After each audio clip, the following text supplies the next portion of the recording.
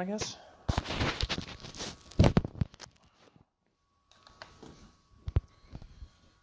Womp. Click that on. There we go. Okay. Go get my water and stuff. I'm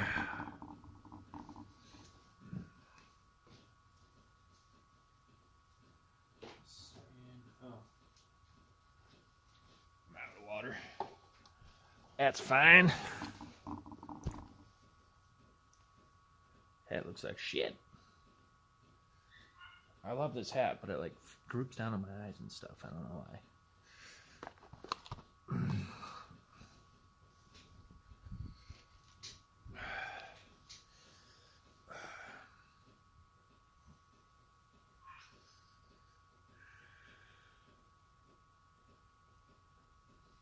Like a random book or something.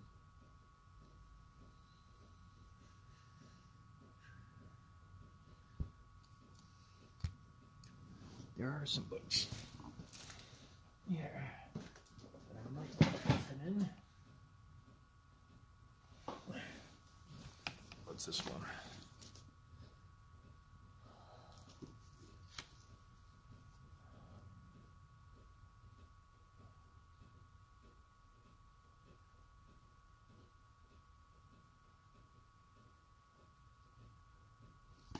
Some random ass book. That's how it'll be. Something to kill my time with. People will show up and we'll talk about shit, but I need something to do while I wait.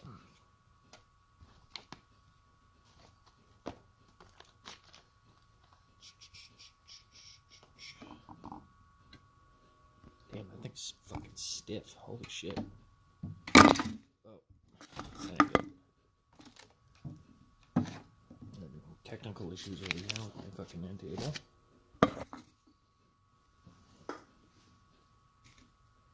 Oh, I found $1.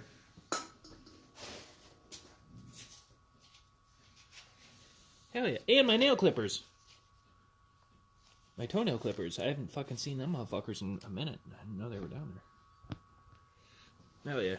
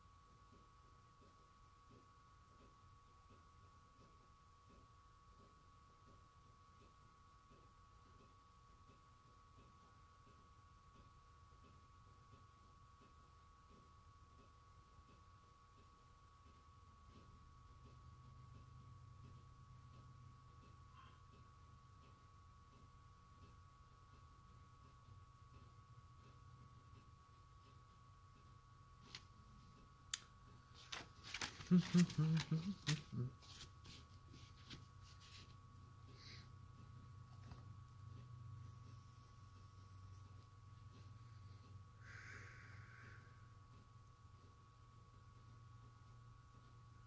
don't think I can actually hear when shit happens. Let me check.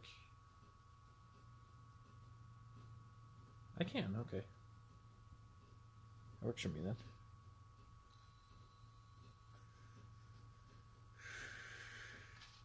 Works for me then.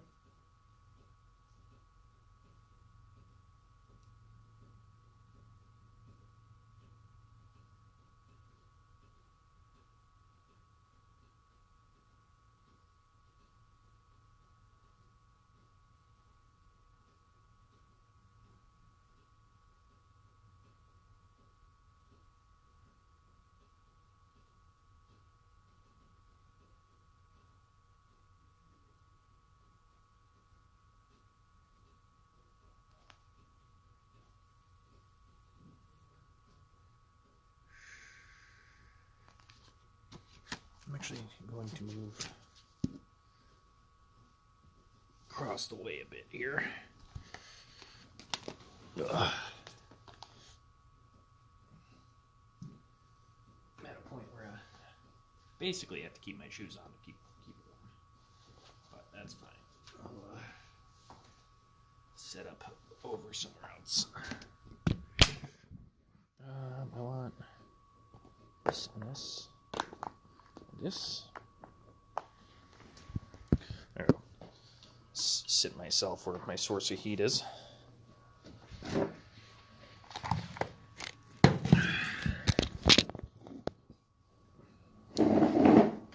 Took a screenshot or some shit, I'm not entirely sure. Oh, that is off. Let me fucking heater going here. And it looks like I accidentally turned this off. Right. Heating up in the sea anyway, so.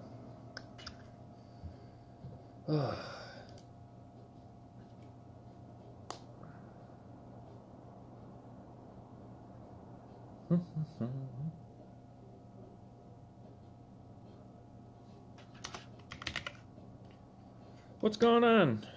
Diana Keneally? Long time no see. Have we spoke before?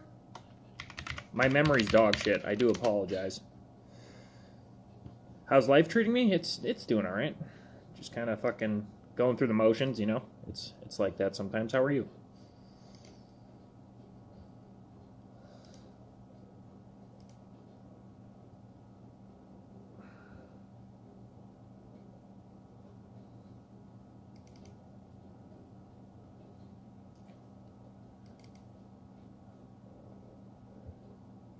Have we talked before, Diana? And I'm hoping you can hear me okay. I'm still not entirely certain if my headphones are the mic or if not. I'm assuming you can hear me okay because you've been talking to me, so that works.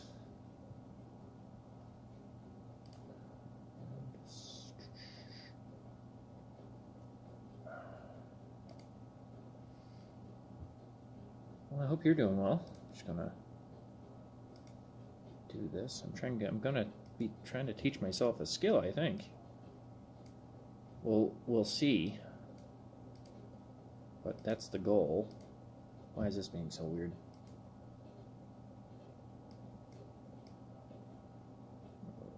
There we go. I don't know what I want to teach myself. I have ideas about some stuff, but I don't know. I guess I don't know where to start. I'm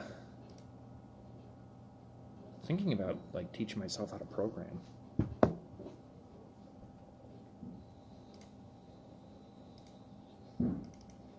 But I don't know what to do.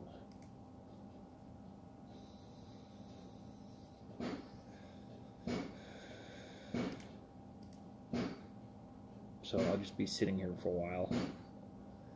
And I figured if I'm going to be sitting here for a while, I might as well hit go live and fucking chat to people if they want to talk.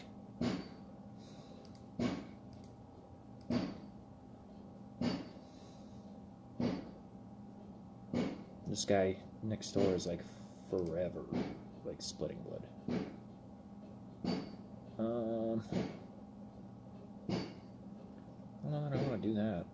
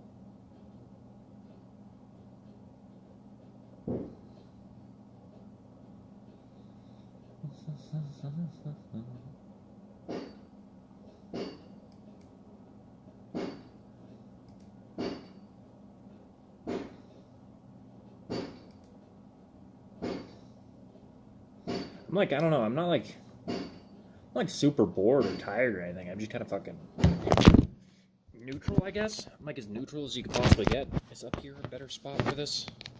I'm gonna have to go get. Oh yeah, I'm streaming from my fucking my phone with Streamlabs, so I don't need to worry about fucking being upright. It's weird that YouTube will only let you stream vertically, and like I don't like doing that.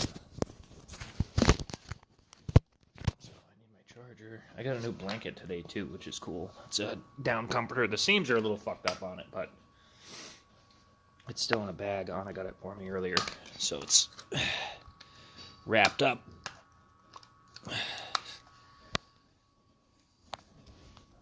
I really do wish the rainy it wasn't the rainy season right now.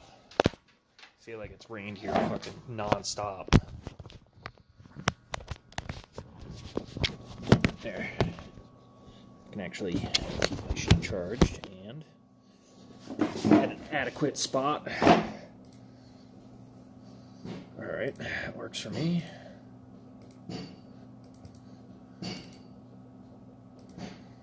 Yeah, that's better.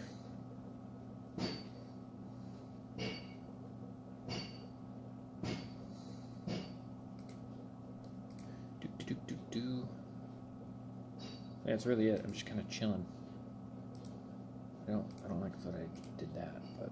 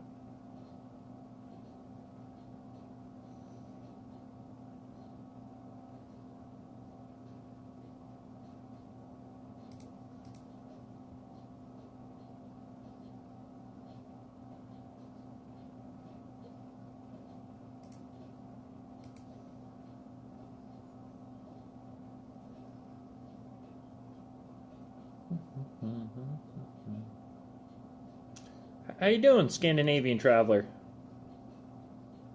It's good to meet you. How you doing today?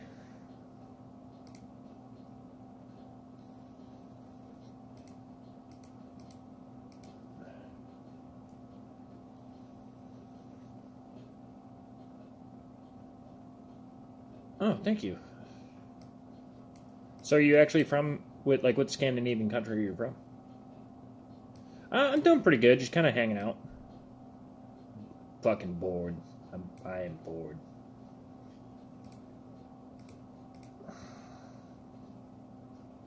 Sweden? Fair enough. Are you guys really as neutral as the world would lead you to believe?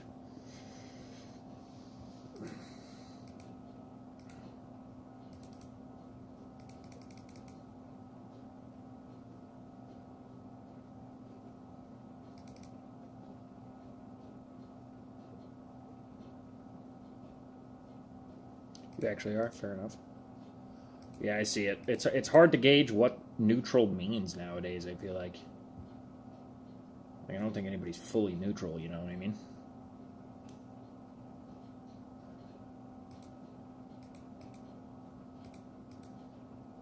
I don't know that you can be. Like I like to think I'm somewhat of a neutral person, but I'm not.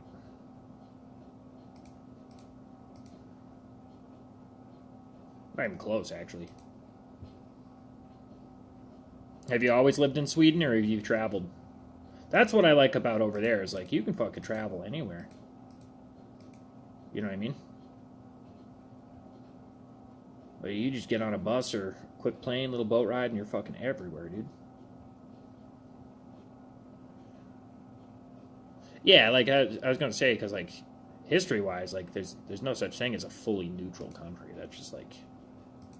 But, like, I guess as far as, like, how aggressive and involved everybody else is, especially here in the state, like the United States, like, compared to that, you're super neutral, you know what I mean?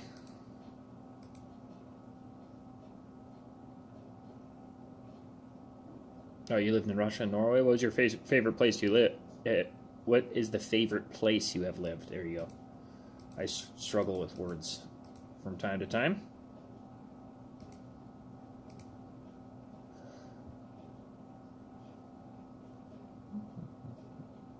My friend, I only know him from Twitch. His name's Mini Ghoster. He's from Norway.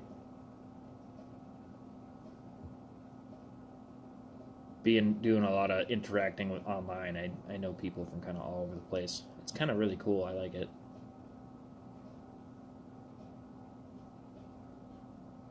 Culture-wise, Russia. Yeah, I was just like, I gotta start doing some like a little bit of research.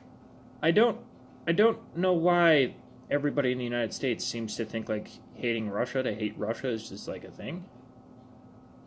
Like I don't understand what they did. Like even pre-Ukraine, like it was just like the normal thing to hate Russia, and I don't know what they did.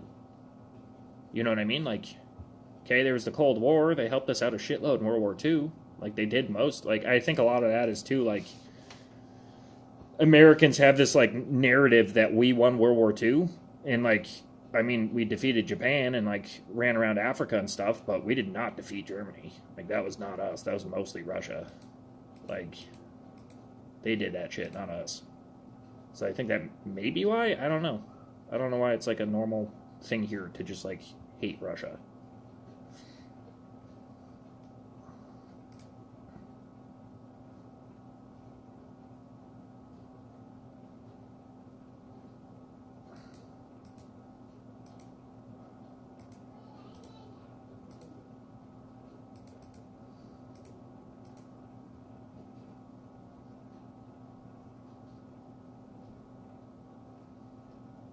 Yeah, like he did go crazy, but like what president hasn't? You know what I mean?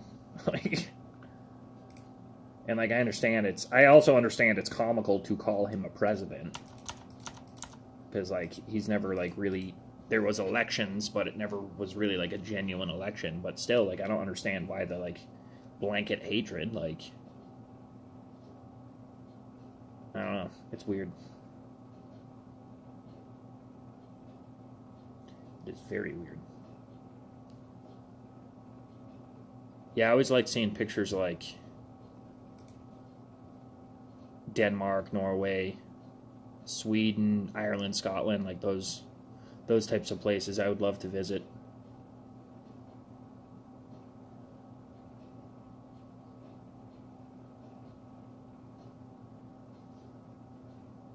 Exactly, and we all like we every country has good and bad moments in it. It's like if one country was just like a giant animal the entire fucking time and like we're always doing fucked up shit, like yeah, like that would make sense. But like every country has a period of being fucked up and a period of not. Like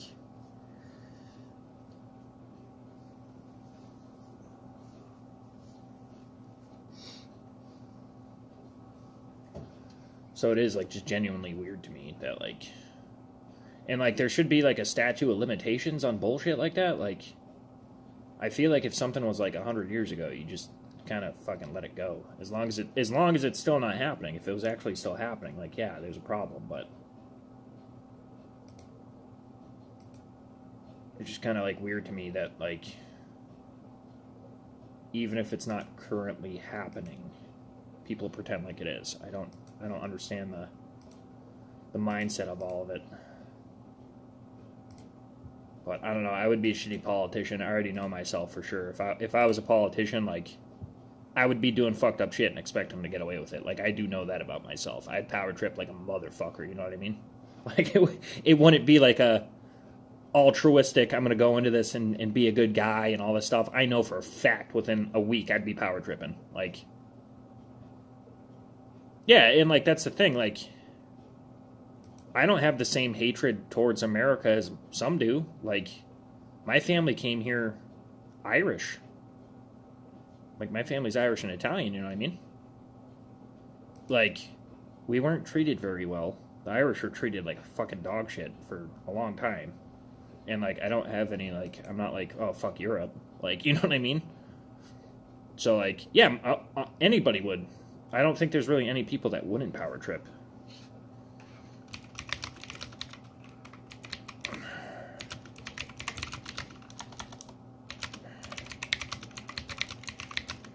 Like I know that about myself, like for sure. That like I would just power trip. I'd be doing fucked up shit all the time, you know.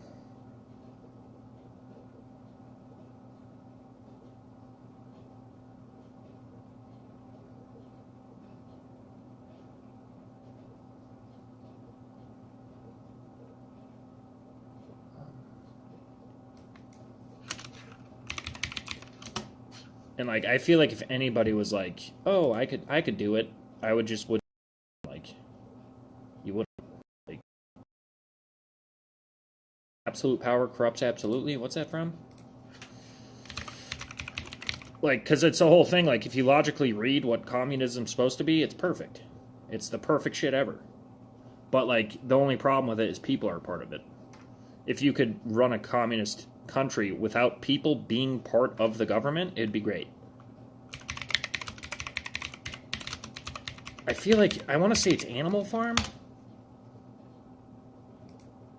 but that might just be absolute power corrupts absolutely. Lord Acton, it's saying is the credit for it, and I think I probably. Oh, this is like a whole like breakdown. It's not giving me the quote though. What does I don't know I know what a socialist is and I know what a Democrat is. I don't know what a social democrat is. I'm guessing if you put them both together, but it depends on if it's traditional. If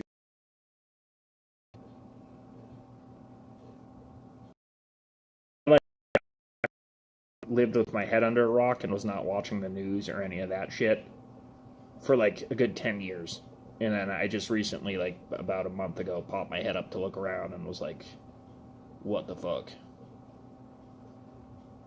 Okay, fair enough. So it's like you're not virtue signaling is all I think of when you say that. Because like that's what we got going on with socialists now is like down with capitalism as they have iPhone 15s and Chromebooks and really nice mountain bikes and like drinking their Starbucks and shit. Like it doesn't like you hate capitalism, but you really want to benefit from it. It doesn't make any sense. You know, like the down with capitalism is just it's a business. They sell merchandise. Like you know what I mean? Like it's fucking weird to be like fuck capitalism, but then make sure you benefit from it.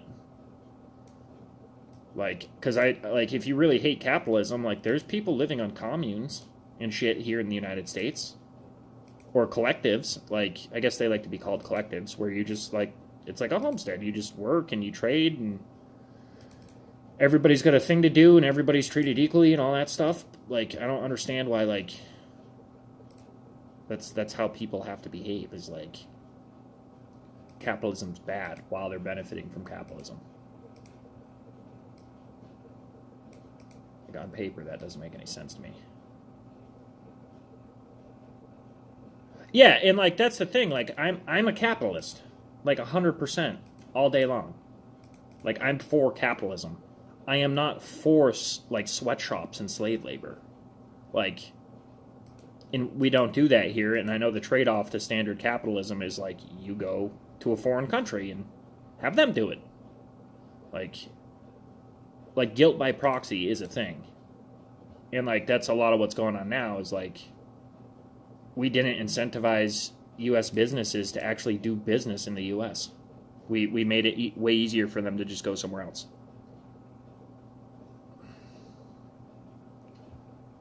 Like I'm all for capitalism. Like I'm not going to pretend like anything else. I just don't like the way people choose to make money. But then like it's the whole grouping of people thinking like you know capitalists are just one way. Like that's it. It's cut and dry. You're only one way. If you are a business owner, it's the same thing as like contracting sweatshops in Asia and India and stuff. Like you're just a piece of shit. And like there's plenty of people that have millions of dollars that pay decent wages. It's all United States based. Like I don't understand why everything is fucking polarized. Like I didn't know that. Some things were polarized. Like when I tucked my head into the sand 10 years ago, some things were just polarized. Now fucking everything is polarized. It's everything.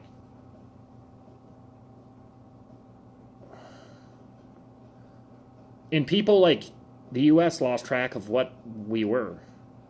Like now it's I don't know how it flipped, but like border security, that's always been a Democratic thing. Like Democrats have always pushed for closed borders. And now they're not. Now it's a Republican thing. It's like really fucking weird. I don't know when shit flipped. That's like a lot of people bad-mouthing Trump for being like a racist Republican, and it's like he was a Democrat, like for a while. He just recently changed sides. And like I'm big into like the whole innocent till proven guilty. Like I Google it every now and again. I try to find it, some type of video proof that he's done something racist or fucked up, and I haven't seen it. I'm not gonna just hate somebody like just to hate them. It's weird to me.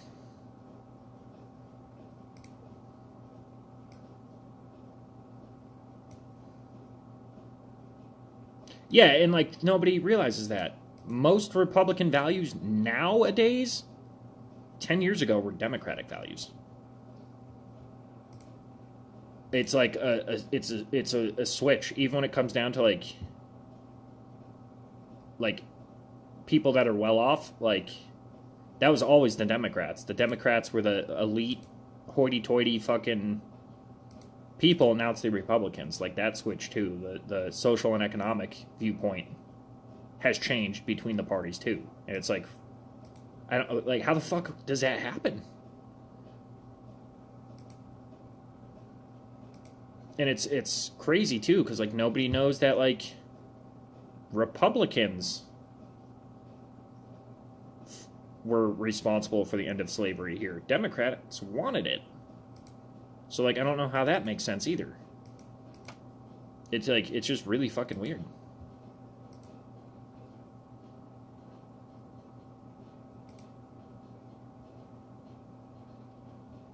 And nobody knows that. Nobody wants to pay attention. Like, and like, I've noticed, like, it's both sides too. Where, like, someone who's a Republican will post some shit, someone who's a Democrat will post some shit. It takes 2 seconds to fact check it, and it's bullshit. Like, you just, is this real?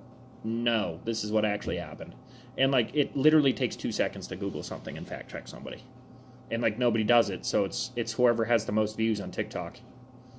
And it's like, it's fucking just comical. What the fuck? Yeah, I guess I just leak them.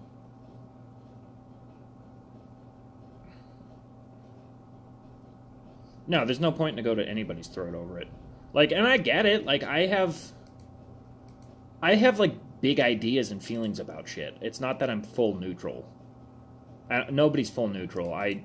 The best way I can describe, like, I'm nonpartisan. I'm pro-life and pro-gun.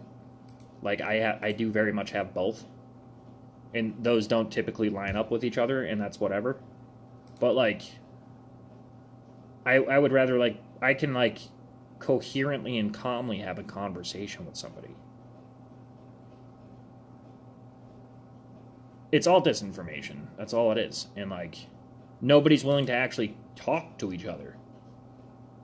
Like, it's just whoever can scream louder and whoever thinks they took the high ground is who wins a debate. And it's like, that's the part of it I don't understand, where, like, one person will be like, all right, like, talk about it. Like, I do watch, like, I know what he's doing is not fucking, like, a legitimate thing, but, like Crowder, his whole, like, he'll put up, like, you know, his Change My Mind series, like, there are only two genders, change my mind.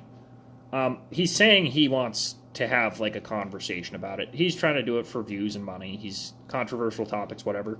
But then, like, you actually watch it, and he's very, very fucking respectful. It doesn't matter his intents. He stays respectful. He's not mean to anybody. And, like, that's the important part of all of it. Like, talk about whatever you want and have your viewpoint whatever you want, but, like, he does sit there. You can watch the full things of, like, people calling him a piece of shit, all this stuff, and he's like, I'm sorry you feel that way. I don't know how you think I am.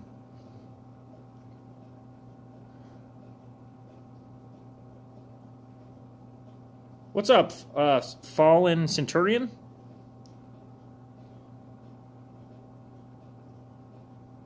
That's what we were just talking about, Centurion. Like, I went from, like, basically having my fucking head under a rock 10 years ago, where, like, Democrats were very, like, close the border down, and now they don't give a shit. It's fucking crazy, dude.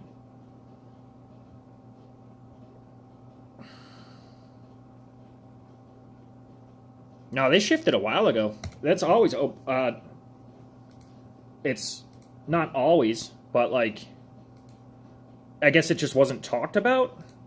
So if you do a quick, like, it might be inaccurate, so I'm going to make sure. But I'm pretty sure if you Google which president was responsible for the most deportations, you're going to get Obama.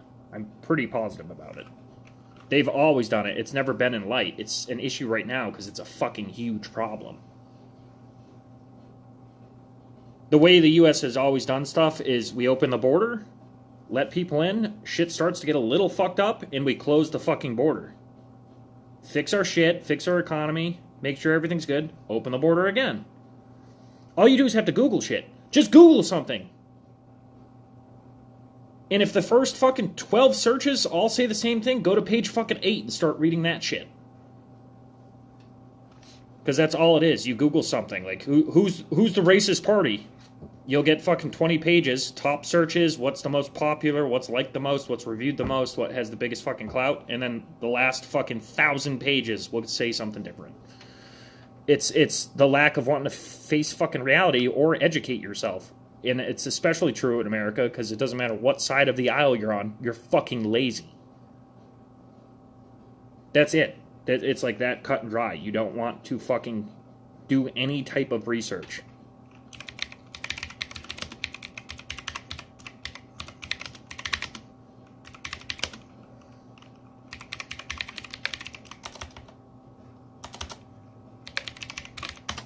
It's fucking nuts. Obama, U.S. history responsible for the most deportations there has ever been.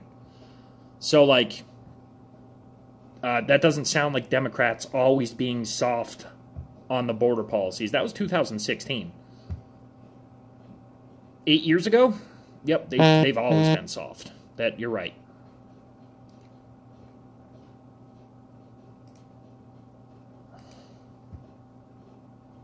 How you doing, Helena? It's nice to meet you. How you doing today?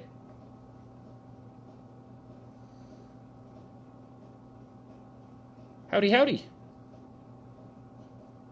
And there's tons of stuff when it comes to, like, we were just talking about that. That's why I'm not understanding. Like, back during the Cold War, World War I, yeah, there should be some hatred, but, like, maybe I'm missing a bunch of shit in the last 10 years?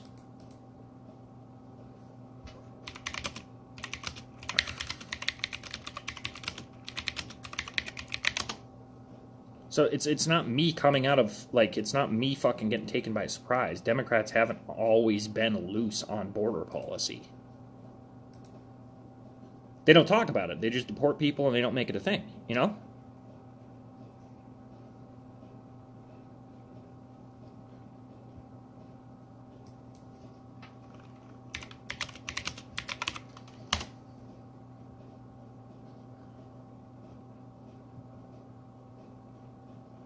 Can't sleep? The topic's whatever. I'm sorry you can't sleep. That sucks. We were just talking about, like, some politics stuff. I just, like, started diving into politics and, like, seeing what's been going on. There's been some really fucking silly bills passed in the U.S.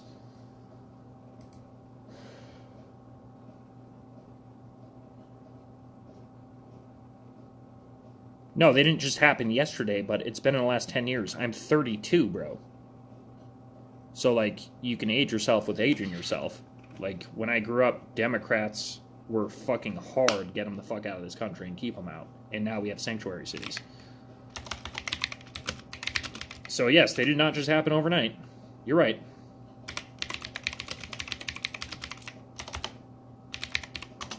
But, and that has nothing to do with deportation. You know what I mean? Like, sanctuary cities have nothing to do with the deportation policy. That's just, we wanted to pick a place to put the people coming in legally. And California's always taken the stance of it doesn't have to be legal. You know what I mean? I am chill. I get a little elevated sometimes, so I do apologize if my tone sounds like I'm upset or pissed off. I'm not. I am one of those, I get kind of passionate about stuff. I do recognize it does stop me from hearing other people, which ain't good.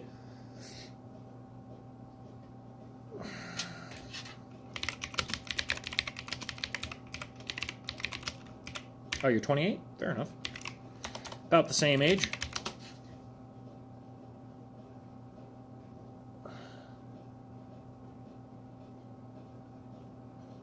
Yeah, I do. I get like fucking rawr sometimes.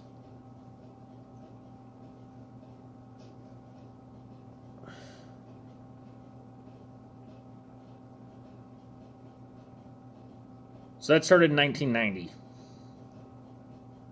Is when it officially started. 1980s was sanctuary cities were theorized. When they actually started to do it and make it a thing was 1989. It was San Francisco. I'm trying to find the mayor of San Francisco. Harold Washington gave the executive order.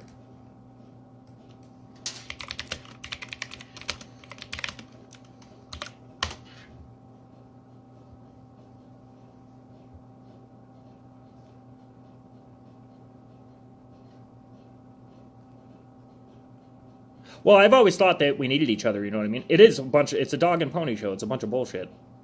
I completely stand by it. It's a game. It's whoever can do this, like, my big thing is, like, don't, and he was a Democrat, by the way, the mayor who started the sanctuary cities. But it did flip. It hasn't always been a thing, because if you said it was always a thing that they had these viewpoints, they wanted to keep slavery. The South was predominantly Democratic, and the ones from the North that actually owned slaves and stuff were all Dems. So, I have friends that are both, and like it's the same thing. I'm an atheist. I am. I have tons of people that are like die-hard born-again Christians and stuff, and we get along great.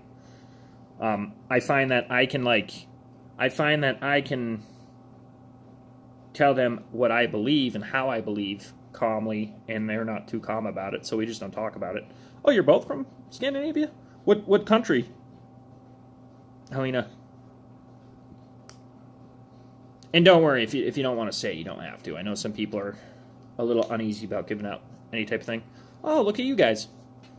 You guys could be neighbors.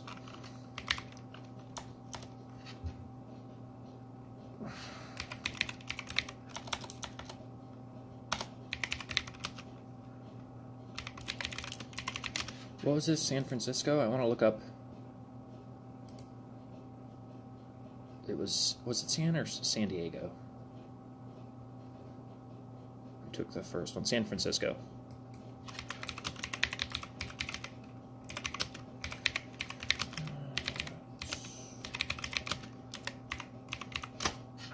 The good old Swedes.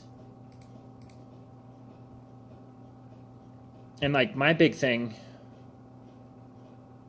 for like, oh, now they're doing other languages. They're talking about us, right? I lean right, so I'm gonna have to act the part that if you're speaking a foreign language, it's about me and it's offensive. That's the one thing I find that's like, yeah, the goofy letters. That's one thing I find super funny, that when you talk about hearing about liberals and Democrats, oh, you're completely fine, guys. You feel free to speak whatever you want, as long as it's not anything like fucked up, you know what I mean? But like they'll say like they're just too busy getting offended. Everybody gets offended. Like everybody in the US gets offended. That's just what we do now. Doesn't matter if like I don't know when like the shift happened, but like I grew up that your feelings didn't matter. That's literally how I was raised. Like your feelings had no merit, which causes damage. But I think everybody thinking their feelings are more important than anybody else's is what causes a bigger problem. So you're Swedish as well. Fair enough.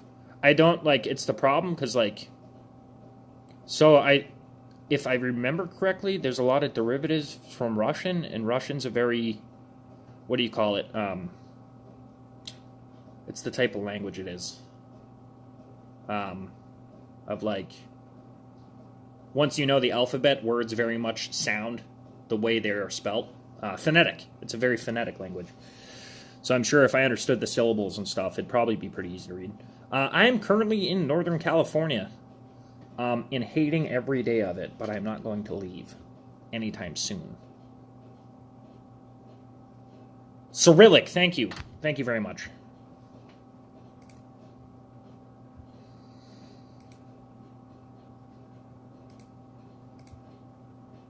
And California, if you do not know, is as bad as everybody says it is. It's bad. Bad place.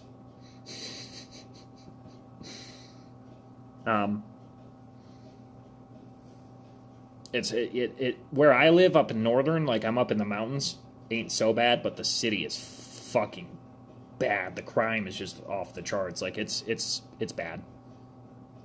And like 15, 20 years ago, it was on the mend. Like the big one you can gauge things off of is Oakland. But even now, San Diego, Sacramento, LA, it's bad. If you're going to move to California, be fully prepared to lose half of all your money in taxes. To start, like right out of the rip, you'll get about half your paycheck. And then pay even more at the store. But like, it's worse than Ohio. Easily worse than Ohio here. But like, outside of that, like, go north. If you want to move to California, go north. Up in the mountains, there's a lot less bullshit up here. There's just, like, where I live, it's mostly people just, a lot of, like,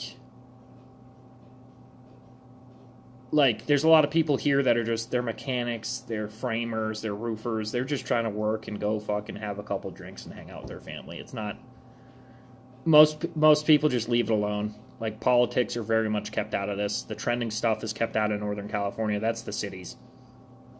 There's not bullshit here.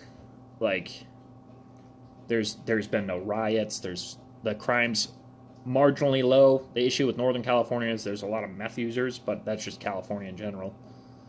But yeah, Horse's Mouth, like, I've been to Florida. Mind you, it was 7 years ago. But, like, I would rather be living there than here. And, like, if it weren't the sad fucking truth that I agree with a lot of what California is trying to do in theory. In theory, but the actual execution of it is just dog shit. Safe spaces, fucking no public toilets, like, that's where we're at now. So I'm homeless, right? You're from England, both fortunately and unfortunately. I can feel that.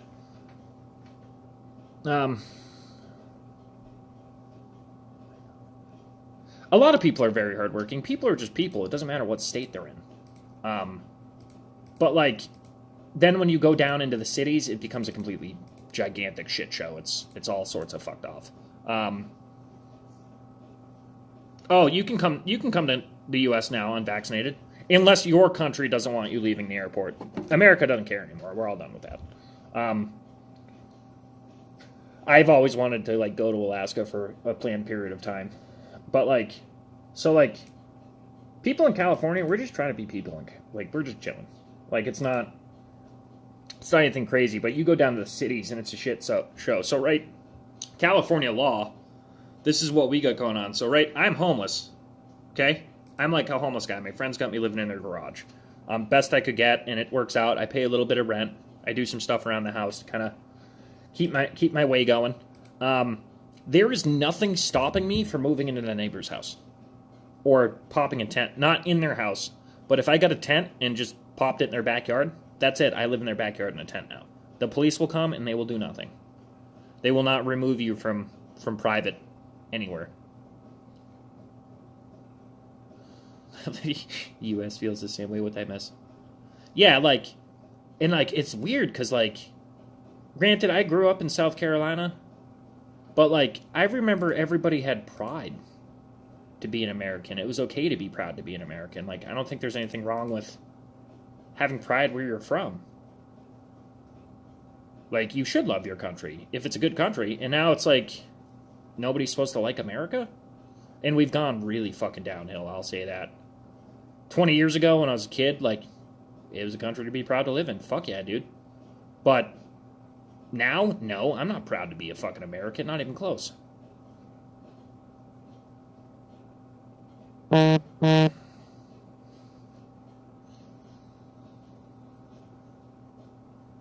Yeah, most countries there's no actual, like,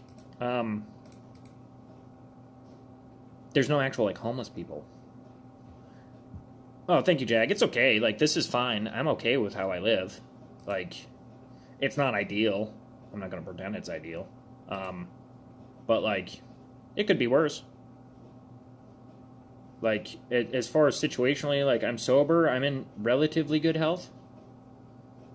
I have to say relatively because it does vary day to day or whatever. But for the most part, I'm in good health. So, like, it's fine. I'm paying my way. I do stuff like I clean up dog poop sometimes, and I give them a couple $100 a month just to help out because they, like, ran extension cords and stuff. I would agree with that. I don't know how other countries are doing their stuff, though. So, like, maybe not. And, like, that's what's funny, because, like, I posted a video the other day, and someone was like, I just do, like, little shorts, pretty much about how I'm doing, like, maybe just, like, how I feel about certain things, or, like, what's actually going on. Like, I try to be as honest as, like, and that's the thing, like, I'm only as honest and as informed as I am, so, like, there's always pieces I could be not thinking about.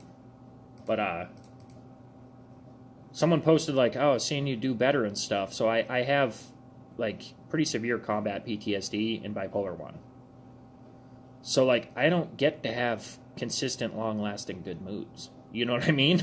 Like, I don't get that to have that.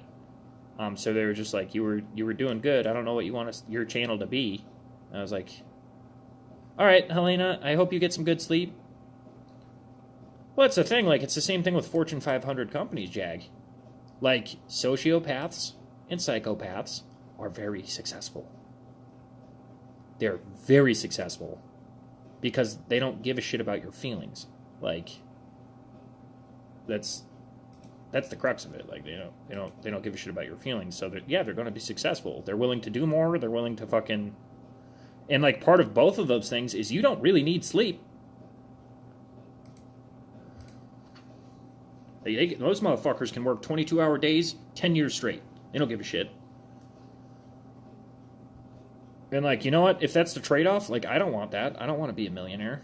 Because like, to be a millionaire, you're not working a 40-hour work week. You know what I mean? Like, that's where I'm at. Like, if you're doing fucked up shady stuff to do it, then yeah. But like, even Bezos and Musk, let them have their fucking money. They work for it. Like, I've owned a business. I can guarantee you both of them were sitting in a garage at some point thinking about wanting to kill themselves. I guarantee you both of them have done it. Like, they've put the fucking work in. Just let them have the fucking money. And it's funny, too, because one of the best paying jobs that you can get with no experience is at Amazon.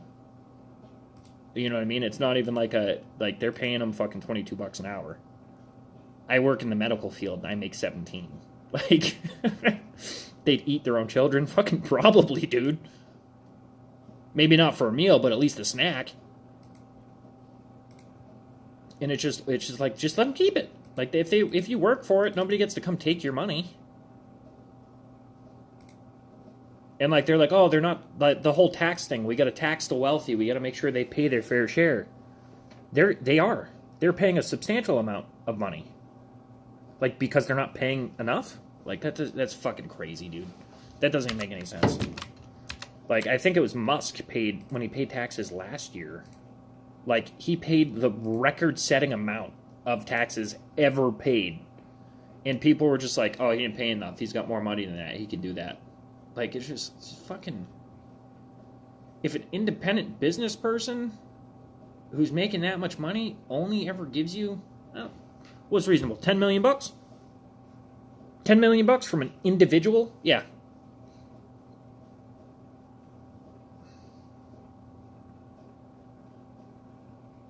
Oh, they're part of the Illuminati? Maybe.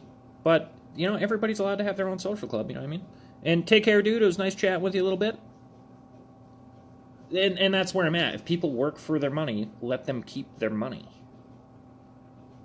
Who cares how much money it is? If I could figure out a way to make $1 billion, you bet your ass I would, and I would not share it. Like, that's my money. But like, I don't think Bezos and Musk just woke up one day and had $1 billion in their bank account, or $1 million. Like, they started out, both of them, really fucking humble beginnings, struggling and scraping by, and they fought through it, and they got lucky. Like, I've watched interviews, both of them will tell you they got lucky. Like, who goes, I want to start a business selling books on the internet at that time period, where the internet was a joke, it was never going to be anything. He married it, he committed to it, and he built a fucking empire off of it over, 50 years? Like, he earned it. And, like, that's the whole thing. People don't understand, like, I think, like, my big thing is the economy's fucked, right? So, like, especially here in California, off of $17 an hour, I can't afford my own place. It's not a thing. Like, I don't want to be living in a garage. Like, no. But I can't afford to live anywhere else. This is what I got. And I'm comfortable. I found ways. The last couple nights have been below freezing, and it's caught me off guard quite a bit. But, like, it is what it is. Like, so, like, that's where I'm at. But it doesn't mean, like, you know what I mean? Yeah, and, like, he's rich, so he's evil. It's like, that doesn't... Like, you're relying on another rich person to take the money from a rich person because one of them is evil. And in my rule book, taking something that does not belong to you is theft.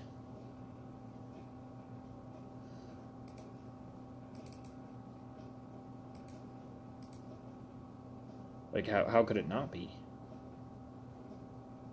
And, like, that's the problem I have with socialism, is, like, if someone wants to go out and work 100 hours a week, and they make twice as much as you because you're only working 40, you don't get to just take that.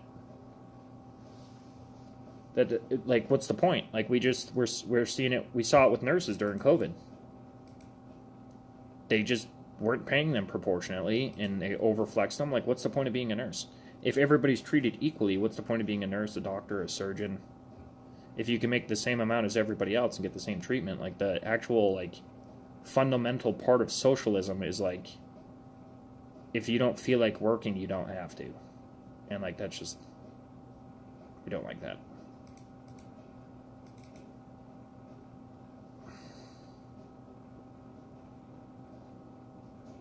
And, like, more people need to, like, accept that. So, like, now it is acceptable to struggle. Like, it sucks to struggle, but, like, now it's like everybody's got their struggles, and a lot of it is like, I'm struggling. Like, have you ever run into anybody that just, like, they have a problem with something and you keep trying to give them suggestions and they just continuously give you reasons why no? That's happening on a gigantic fucking scale in this country right now.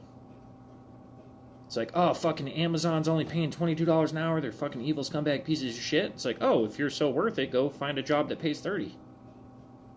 Like, it's the same thing. Like, I was living on the streets a year ago.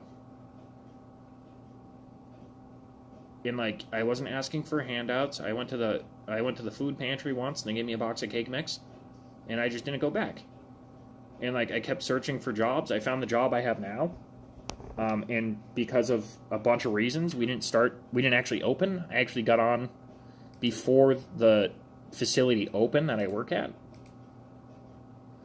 So, like, there was a waiting game. I had to wait, like, 6 months before the job started, and I was doing all these odds and end things. Like, I figured it out. I taught myself how to fucking install a ceiling fan. Because someone said, oh, I get some ceiling fans, you know how to do that? And I was like, yep, sure do. And I YouTubed it and figured it the fuck out. Only electrocuted myself once. But I made $40 per fan. You know, it worked out.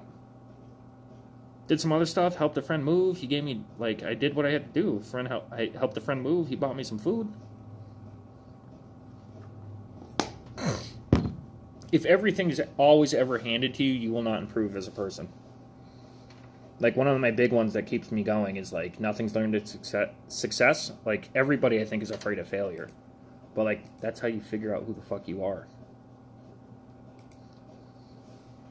That's how I do, anyway. Like, I know what I'm made of because of how fucking many times I've failed.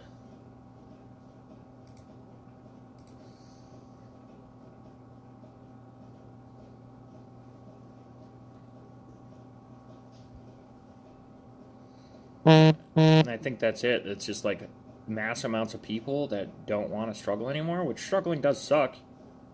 For sure. Like, nobody's, like, wakes up in the morning and they're like, oh, I really hope I struggle today. Like, I mean, they could. Maybe some people do. I don't. But, like, you gotta figure it the fuck out. Like, I know for certain, like, and, like, don't get me wrong, like, it feels so fucking good, dude.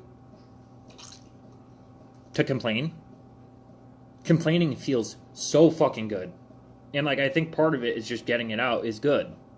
But, like, if you're gonna complain without actually doing anything to change the situation, you're complaining for nothing. Like, you'll hear me bitch about stuff, complain, I'll cry about stuff sometimes, which I'm not a good crier. It's really hard for me to cry still. But, like, it feels good. But if you're just sitting there crying waiting for somebody to come save you and fix it, it ain't gonna happen.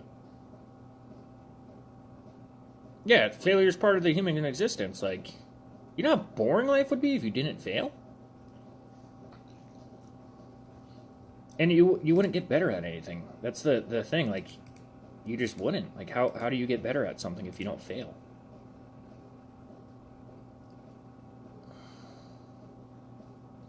That's like 410 crowns. I always go with, like, how much crowns. Well, that's the thing. You don't really have gallons of milk.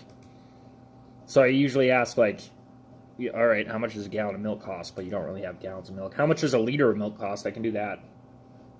That's the best way to gauge. But yeah, failure is super important. You just, like, you can't fail and then quit because of it. Like, that's the only actual failure. Is if you fail, can't figure something out, whatever, and then you actually give up fully and quit. That's the full failure. There's no such thing as just failing.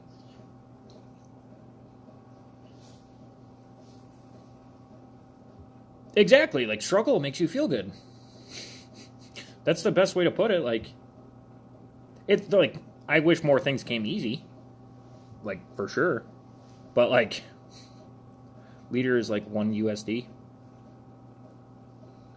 So the crown is similar to the dollar. It's similar in weight, I guess you could call it. Measure. Because that would put a gallon of milk at about 1 liter is about 2 USD. That's $8 for a gallon of milk. Damn. Show my meat for $100? No, I won't do that. Kind of a interesting thing. And, like, to be 100% honest with you, I ain't got a $100 dick, my guy. Some people are lucky. I ain't.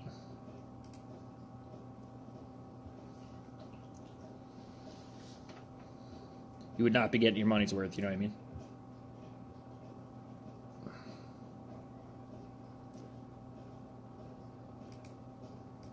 No, I'm not going to show my dick on the internet. I think you missed the whole point. I made a joke, but you missed the whole point. Like, do you just come across people on the internet and ask to see their dick and they show it to you? Like, I'm pretty sure there's apps for that. I don't think you need to do it on YouTube. And plus, that'd be prostitution, and I'm not dumb enough to not get the money up front.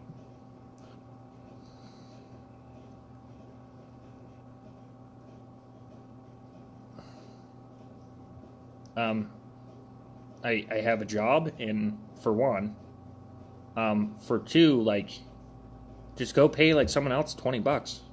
Like, I don't know what to tell you. I'm not going to diminish my morals for money. I ain't like that, you know what I mean? That's not how a thing is.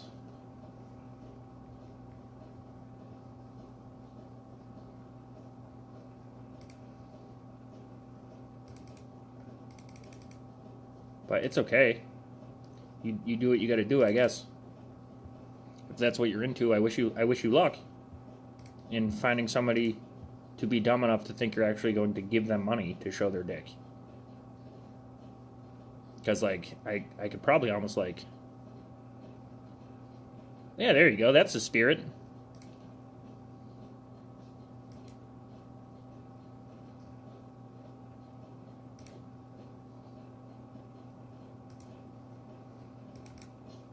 Like, that's already a good indication. If someone's asking you to show your dick for money on the internet, they probably don't actually have money.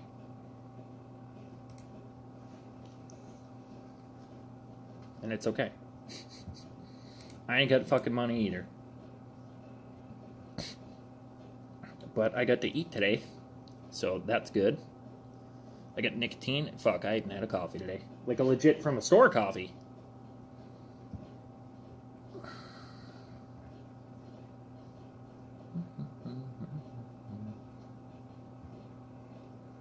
That is funny, though. But that's about it. So, why is things are at such a markup in Scandinavia, in Sweden? That's like extreme. It's almost a 200, like 100% markup on things. Is that like across the board?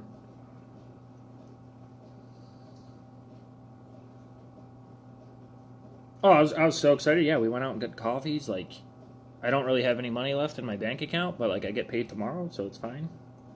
I even put a little money aside and, like, kind of invested it. You know what I mean?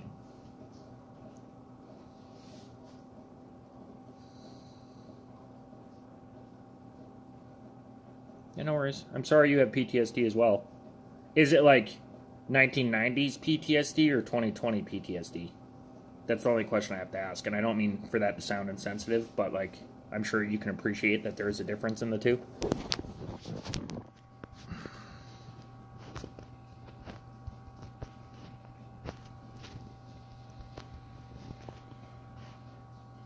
Either way, I know you're struggling. That's the thing, like, I talk about it a lot. There's no weight to any actual mental diagnosis yet anymore. Like, I wonder if, like, the rest of the world thinks everybody in our country has autism. PTSD is fucking brutal. And I'm sorry if you're struggling with it. I will say the biggest thing that's ever helped me with PTSD is actually talking to people who also have it.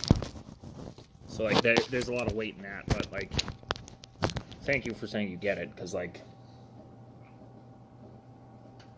there's a lot of people who have PTSD and bipolar. You know what's a fun thing that a doctor told me a little while back? They now write in bipolar disorder 2. They'll call it 2. And that is literally a doctor disregarding a diagnosis. That's all it is. And it's super fucking funny to me, dude. It's, like, super funny. Because everybody's like, oh, I'm bipolar. And they self-diagnose. And they'll go to the doctor, and the doctor will be like, no, you're not. And they'll, like, try to ask for symptoms and stuff. And they're confusing being bipolar with having moods. And it's super funny to me. Because, like, it's a roll of the dice. I do an assessment on myself every single time I wake up. Doesn't matter if it's from a nap. It doesn't matter if it's from a long sleep. I have to assess where I'm at as soon as I wake up. Because it's a roll of the dice on what mood I'm actually in.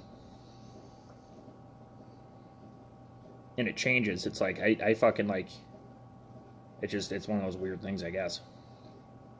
But I did not mean to, like, I guess I immediately, when I asked that, come across as, like, I'm devaluing someone else's shit. I'm just tired of, like, I don't think you can, like, maybe you can.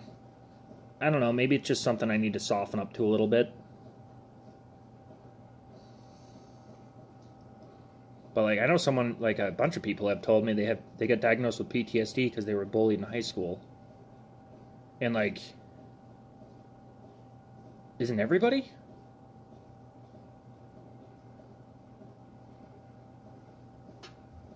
That's why someone told me a while back to, like,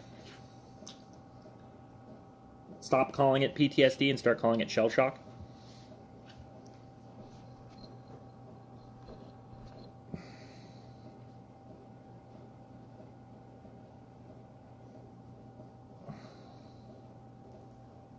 Yeah, and it's trendy to have a mental illness. Like, it's super trendy to have a mental illness, and it does. It bothers the shit out of me. And the common ones are PTSD and bipolar, too. They'll just say bipolar. And usually, like, the last probably 6 people I've asked, I was like, oh, 1 or 2. They're like, oh, I don't know. It's like, okay, it's 2. You know. Oh, that's tough. Like, and that's exactly the thing right there. Like, people are associating trauma with PTSD. They don't live in they're part of each other. You can't have PTSD without trauma, but you can have trauma without PTSD, and I think that just kind of is it in a nutshell. They don't live together, and people just assume a traumatic event means you have PTSD. One of the big markers actually of PTSD is repetition. You'll relive the trauma.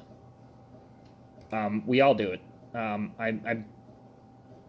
can't say 100% all, but, like, there's a lot of vets I've talked to that they will watch body cam footage. They'll literally sit there and watch footage on, like, active engagements and body cams and stuff like that. They'll sit there and watch it over and over. I fall asleep listening to it sometimes. And, like, you relive it. They did studies on, Anna would know the name of it. There was a study, it was a bunch of kids that, like, they got taken hostage on a school bus. And, like, everything worked out fine. Nobody got hurt and all this stuff. But they were taken hostage. And they watched these kids on the playground and stuff, and they like specifically only interacted and played with each other, but like their favorite game to play at recess, they'd take turns. It was like a weird version of cops and robbers. They would take turns holding each other hostage and like tying each other up and shit. It's repetitiveness. I struggle the most when there's no conflict. I'm so used to conflict and stuff that like when there's no conflict, I start getting squirrely and I'll go make conflict. I'll make it happen, and that's something I'm trying to break.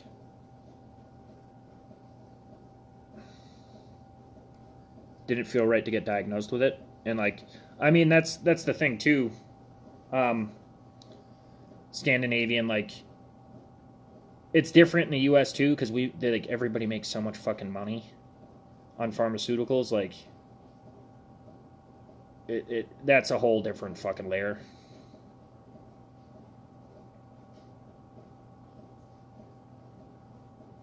You disassociate. Fair enough. That's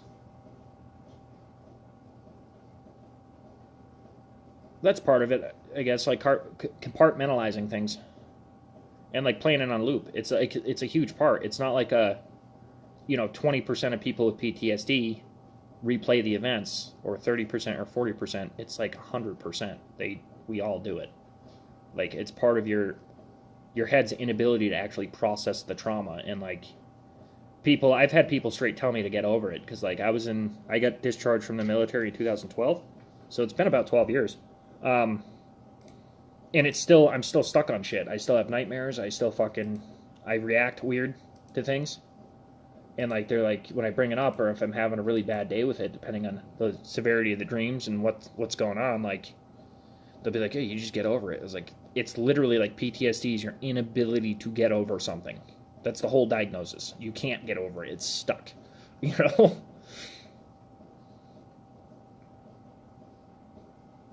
Yeah. And like that's a thing too. Like when I first got back, I would get flashbacks. I would like kind of zone out, black out in a way. But like that stopped. That wasn't like that didn't keep going. Like therapy and stuff did fix that part of it. It didn't fix it, but it like made it better. And like I would wake up screaming before, like, and that stopped. Yeah, I've had people tell me to get over it. I've had people call me an idiot for joining the military in the first place. Like, all this stuff. Like, the hive mind of a good chunk of people is like, veterans are evil. Someone even told me it's my fault that I'm fucked up because we didn't have any reason to be in Iraq and I didn't have to follow illegal orders. And like people don't realize there's a process of going to war. You don't just go to war. Like that's a political thing. It's voted on. It's passed around. Like there's checks and balances. Like the UN is involved. Like it's not just a simple like we want to go to war with these people. Let's go. Like the only reason why we responded so quick is because we were directly attacked. So like I've had people straight up telling me like you don't have to follow orders. Like just following orders isn't a thing. Like I was told to go place, and like most of us are just looking out for ourselves and the person next to us.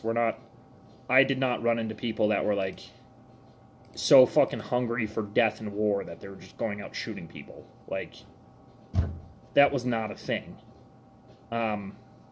Nobody did that. That's not a real fucking thing. The people that had that mentality and said that shit that actually enlisted never made it through basic training. We tower on them. We'd straight tower on them. Happened all the time. Happened to 6 different guys when I was in basic. They were saying like, oh, I can't wait to go kill myself some Hajis. Someone went and told the drill instructor and they were fucking kicked out. They were discharged. Get the fuck out of here. We don't want you. If you can't keep the inside thoughts in, you don't belong there. No, and like the people really don't understand that. Like, yeah, you can refuse orders. No problem. You can go to prison too. Like, because that's what they'll do. You'll get in trouble for it.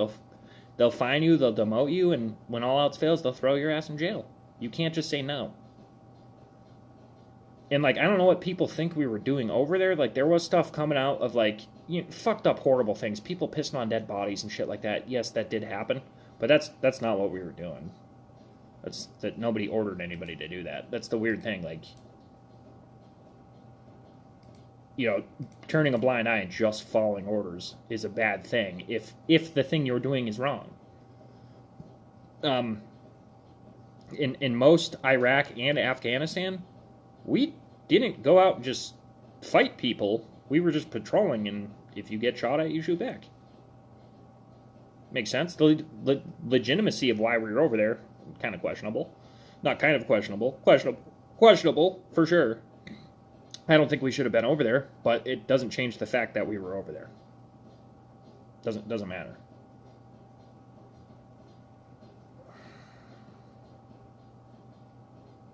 Yeah, I've had people say some fucking wild shit to me about being in the service. You are hated disproportionately for being a vet in the U.S. And it's been that way kind of since Vietnam. Unfortunately.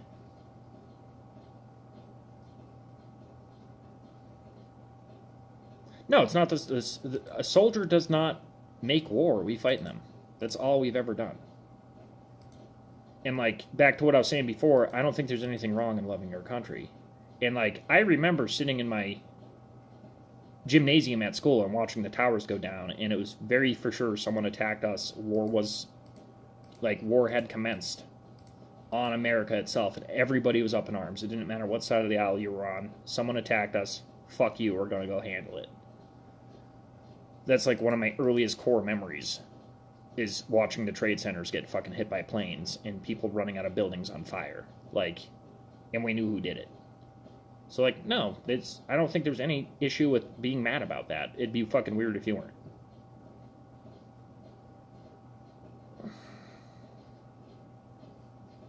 Yeah, and that's what it is. People, like, it's, I think the last statistic I saw was it's 55% of the U.S. population has never even spoken to a vet.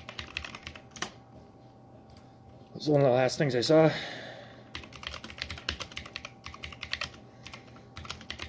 And, like, it's probably that 55% that just hates them.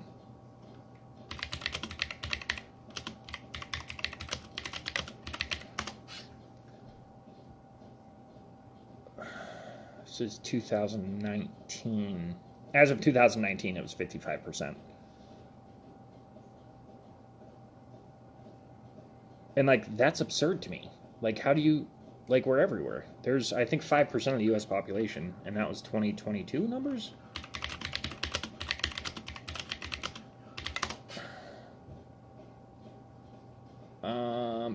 Where's the percent-wise? 6%. 18 million living vets, about 6% of the country are vets. Another demographic of people that is very loud and needs all the tolerance, love, and support is about 0.5%. I'm a big math guy. You know, if a disproportionate amount of the population has most of the control, there's something wrong.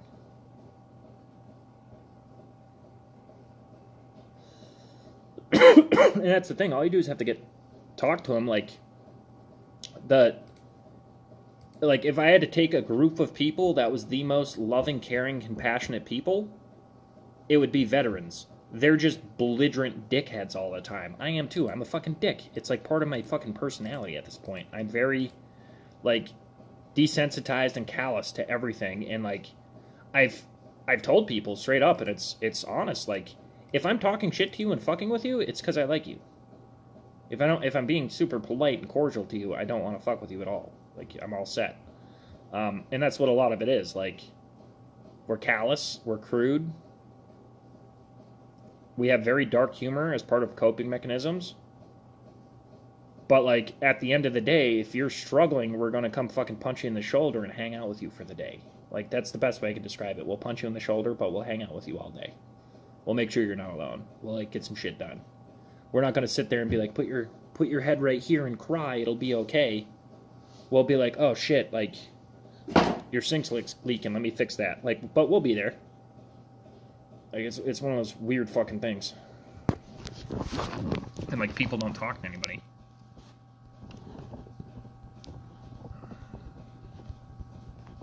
And it's like, it's a shame.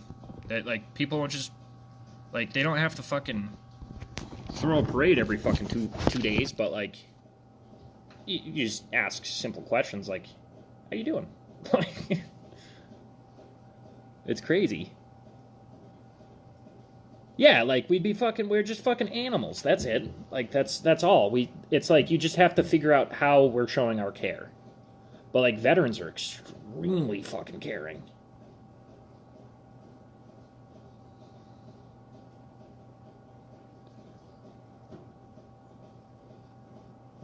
Yeah, so, like, there's veterans all over the world, and, like, we all see some shit, and, like, more often than not, we just wanted to make it home in one piece and hope that you would too. Like, that was it. There was no hatred towards anybody. The hatred that came was, like, if you got in the shit the day before, you were pretty worked up and angry. If, like, someone went down, like, you lose somebody, you know, picture living with somebody and going through fucking hell with somebody for 5 months and then they die. You're pretty upset about it. You know? That's it. That's, like, a reasonable thing to be upset about.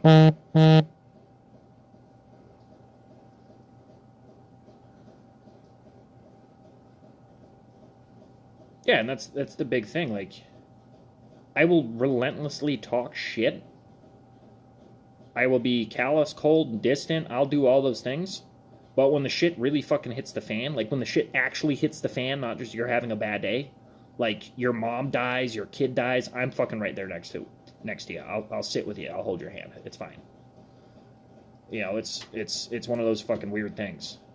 Like, when you're stressed out about money or finances, stuff like that, like, just casually had a rough day, like, I'll be like, oh, that sucks. Sorry to hear that. You know what I mean? It's very callous. But, like, some big fucking shit throws down, I'm right there next to you. What do you need? You need me to go get food? You need me to take care of your pets? Like, what's up?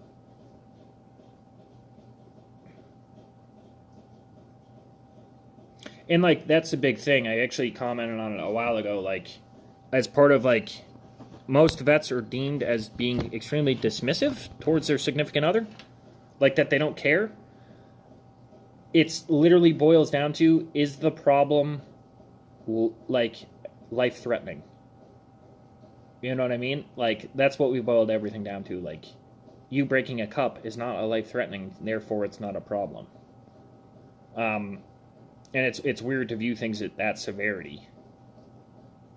But, like, that's what it comes down to. Like, you know, and that's, like,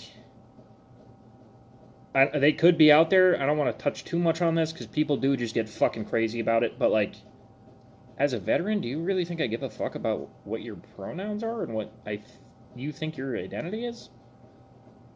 I'm, like, putting my head on the pillow seeing people get exploded and burnt. And shot. And screaming. Like, no, your identity's not my problem. And, like, as fucked up as it is to say, like, and I'd have a completely different standpoint if people were getting fucking strung up and lynched in the street. I'd be like, all right, we're gonna go fucking kick some ass. You know what I mean? But, like, a standard, like, no, I don't. It's not a problem.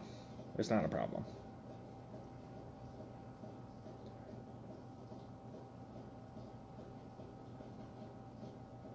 Yeah, and, like, Scandinavian, I'm glad you were not successful. I have that in my past as well. I'm very happy to hear you weren't successful. But, like, that's a true friend. That's all I hear is that's, like, true friendship. Of, like, if you just tried to kill yourself and they're dogging you in the ambulance, it's because they love the shit out of you. That's all that is. And, like, I don't know, shit just kind of gets really convoluted in my head where it's like, I do that. If I don't think something's a severe problem, I don't treat it like it's a problem. It's going to be a problem. Like, I have clients at work. One of them picked up a chair and slammed it on the ground and completely obliterated the fucking legs of it. Junked the chair. And one of the other staff was like, oh my God. And I walked in there. I was like, hey, maybe we just got to take some deep breaths. Like, we're not going to do this. I'm talking to the guy right next to him, bending the legs of the chair back. And he's like, how do you stay so calm? I was like, because he fucking hurt a chair. Like, I don't care if he hurt a chair. A chair didn't feel it. He didn't break nothing. He didn't hurt nobody. Leave him be. You know?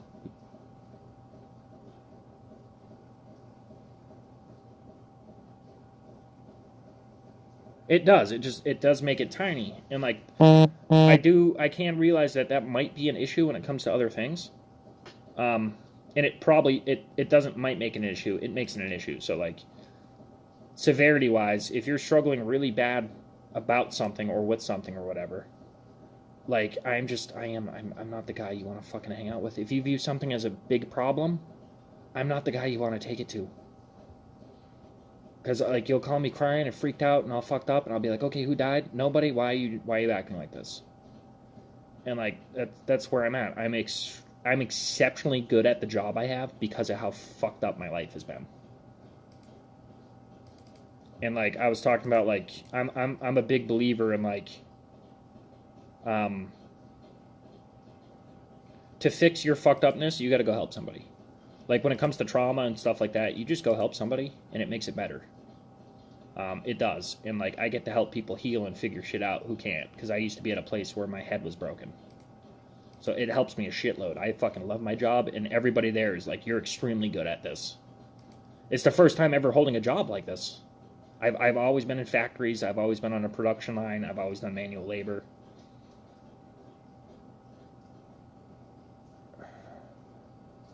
And exactly, that was my viewpoint. He fucking completely dumpstered this fucking chair. And I was like, alright, he fucking dumpstered the chair. I bent the legs back. They're creased a little bit, but it's fine. And, like, it's funny to me how, people can, like, skew things so much.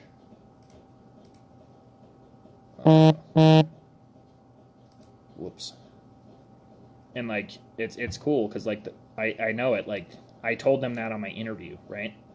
Like, I told them my diagnoses, I told them all the shit on my interview. I was like, I am a fucked up individual. My brain does not work right. And I was like, but I've been locked in psych hospitals, I've been put on all these different meds and treatment, like, I've done all the things. And I was at a place at one point in my life where I could not take care of myself. Like, I couldn't make any decisions on any of that stuff. And I'm at a place now where I can. I'm still kind of fucked up, but I'm a lot better. And they were just like, that's, like, the perfect person to work here. So, like, and it turns out I'm fucking good at it. Like, and, like, I've had people telling me for years that I should be in some type of, like, a drug and alcohol counselor, like, something. I've had people been telling me, like, for a good 7-8 years that they're like, that's what you should be doing. And, like, it just so happens that's the job I got, and I'm fucking good at it. Because I get it. I know what it's like to hear shit. I know what it's like to see shit that's not there. I know what it's like to be so upset you break a chair. Like, you know what I mean? I got it.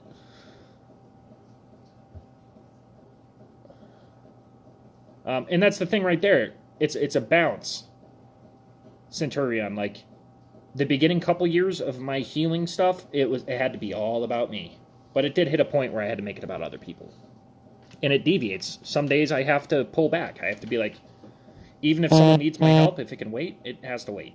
You know what I mean? But, like, you know, there's nothing wrong with stepping back and being like, I gotta take care of me today. You know what I mean?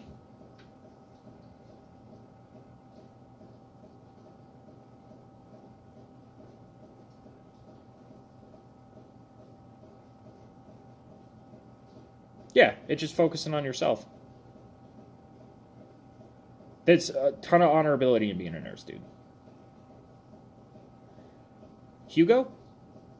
Fair enough. Yeah, I go with Hugo. I'll try to remember. I used to stream on Twitch full time, so I actually am somewhat okay with remembering people's actual names if they're around often enough. I don't get to stream as much. I, like, basically fall off the planet for 4 days when I'm at work.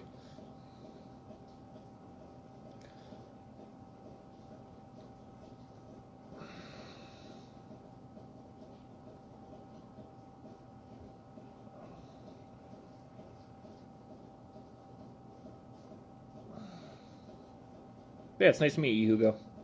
I feel like, have you come to my chat before? I feel like I've seen you here before. Hugo is a basic name. So is Matt, though. So I got a pretty American basic name, I guess. It's pretty basic.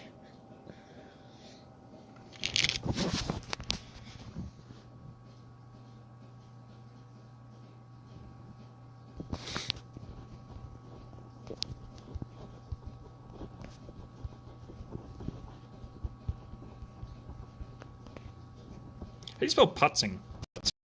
I guess I'll use. Floundering works. I don't know how to spell putzing. Putzing would have conveyed what I wanted it to a lot better, though.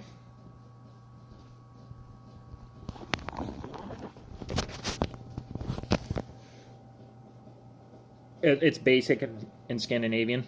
Okay, fair enough. Cool. Yeah, it's like I'm chill. Like a part of like, I like to just chill. You know what I mean? And like that's the thing. Like, I feel like you should be able to talk about whatever you want, and like as long as you're friendly about it. Like, if I start like earlier when we were talking about like the shift between, like when we were talking about like border policy and sanctuary states and stuff, I was very like passionate about what I was talking about, but it wasn't like, Fallen, you're a fucking stupid piece of shit. Like, I didn't do any of that. Like, that's all I asked. That's what I used to ask in my stream. I was on Twitch. I'd be like, you can talk about whatever you want, just don't attack anybody. If you attack somebody, you gotta go. It just like, it feels like it's common sense stuff, you know what I mean? And there ain't nothing wrong. Like, exactly, passion's good. If we were void of passion, there'd probably be a problem.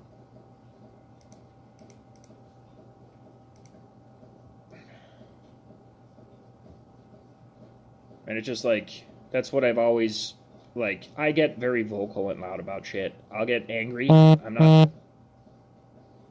not void of basic human emotions. Anger is a basic human emotion. I can get damn straight pissed off and ready to smash stuff.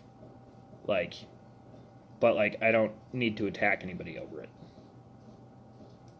I've been better about it. I don't do it physically anymore. I haven't been in a physical altercation for almost 5 years, 4.5 years. So that's good. I've definitely cut some people out and said some mean shit to people, though. I'm working on that. Because I think I can, like, I think I can for sure be an asshole. Everybody gets carried away.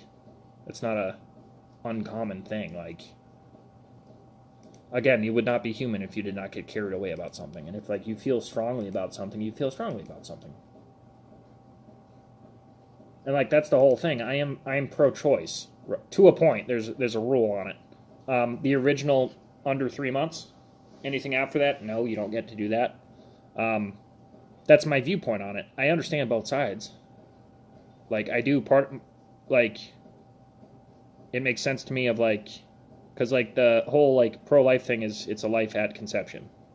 As soon as the egg's fertilized, that's a baby. Yeah, could be, for sure. You know, it's like I also feel like it's a moral responsibility to go, well, my life would be fucked and the baby's life would be fucked if this baby came to term. I also think that we should like,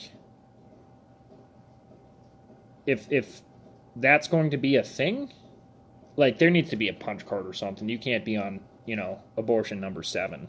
You know, there's got to be some check and balance of like, you know, you don't get to have anymore. You get to like tie your tubes or whatever. What's up, Donut? How you doing, broski?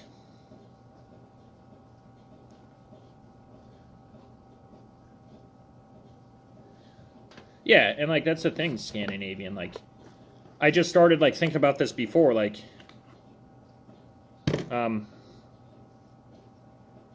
like what the fuck did they do? Like, what are they doing? Like up until the Ukraine thing. Like what did they do? Like.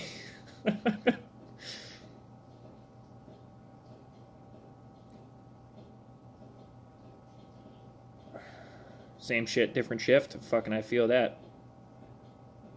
And it's crazy thing. And like, I don't think there's.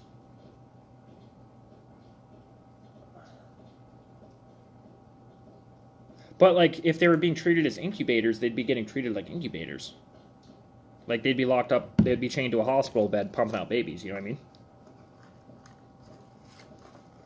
I think the biggest one for me is if, like, it's got to work both ways. So I think if, like, how am I going to say this? Like,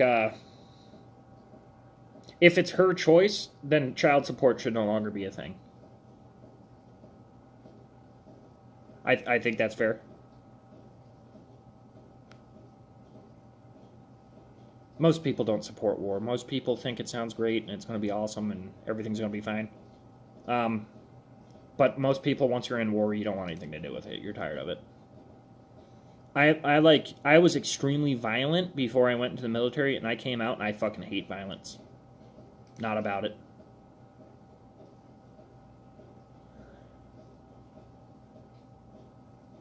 It's an exaggerated argument. Exactly. Like, everything's exaggerated now. Everything. And, like, that's why I said I was talking to Anna about it, like, the other night. Yesterday. It's like, well, if it's only her choice, then child support should be gone. You shouldn't have to pay for it. And then, like, the common law states, common law marriage was a thing. So, like, if you both agree to have the baby, and then you're together for, like, 3-4 years, and then he leaves, yeah, child support should be a thing if he's not getting if he's not seeing the fucking baby.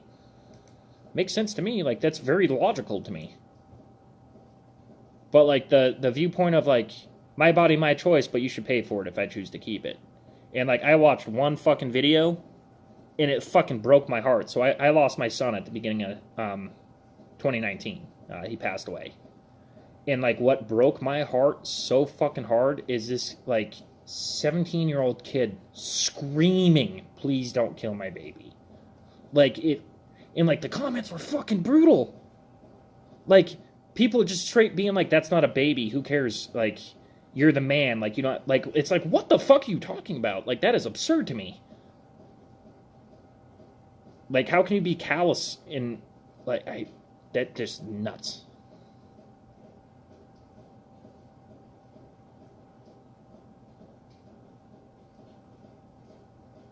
And like, that's the thing, yeah, you should be allowed to have them. To a point. Like, that's been my stance. Like, I guess, I don't know what you would call that stance, but, like, I'd say, like, it's probably around 3 months. Like, within the first trimester, you know what I mean? After that, no. Probably a bit too late, but, like, I feel like 3 months is ample time to figure out if you want to keep it or not. Like, I don't understand the people at 5 months that are like, nah, I don't want to keep it. Like, that doesn't make any sense at all. And I don't know how to make it make sense. And, like, that's the part, that's, like, the only sound argument I heard of, like, you know, men don't carry babies, they shouldn't have an opinion. Makes no sense, because at the end of it all, you're talking about a life. That's the whole thing. Like, they don't want a life taken.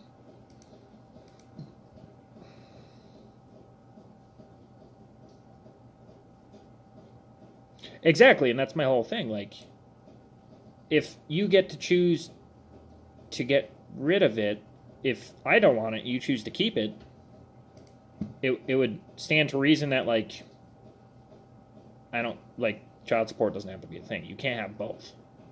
You can't tell somebody, you're a man, you have no choice in this, you don't have anything in it, but then also, on the other end of the coin, say, well, now you're going to pay for it for 18 years.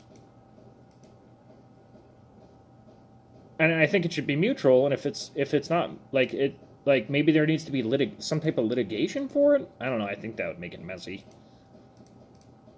And that's the thing, there's such fucking complex problems.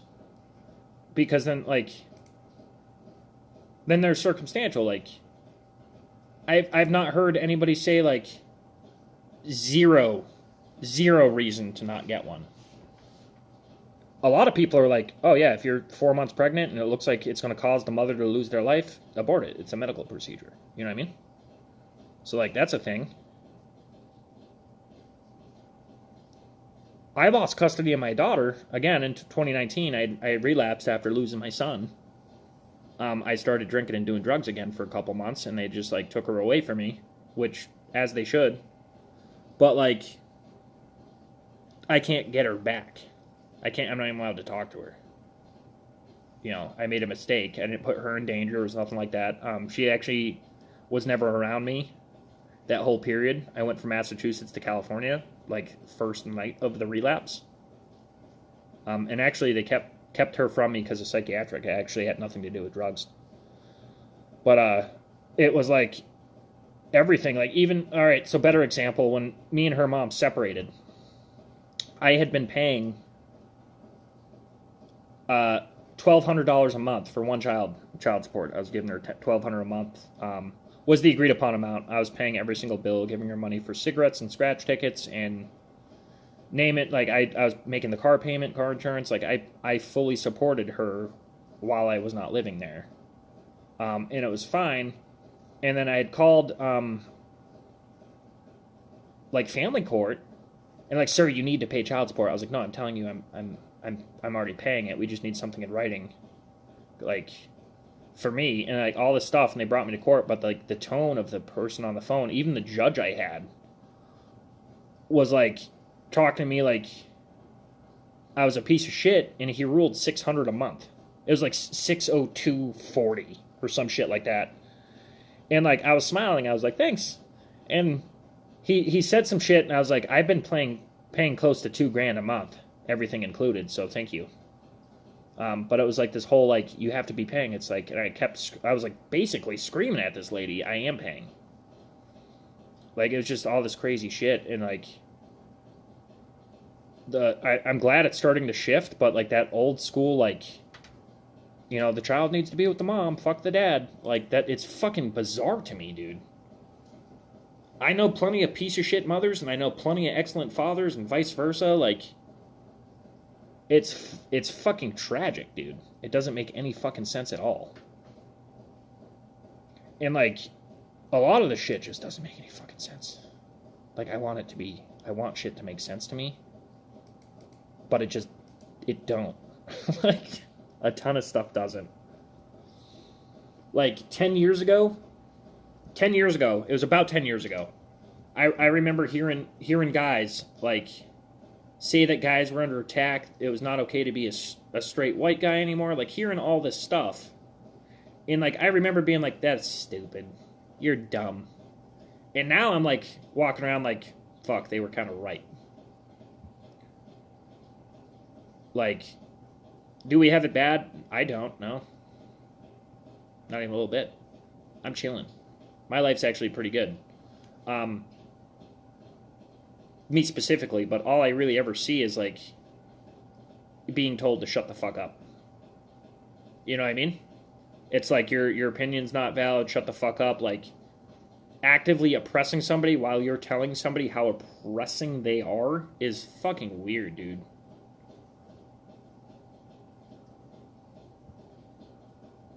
Alright, later, Centurion. It was good chatting with you. Thanks for hanging out. I'm glad you didn't dip out earlier and we get to have like a more chill conversation.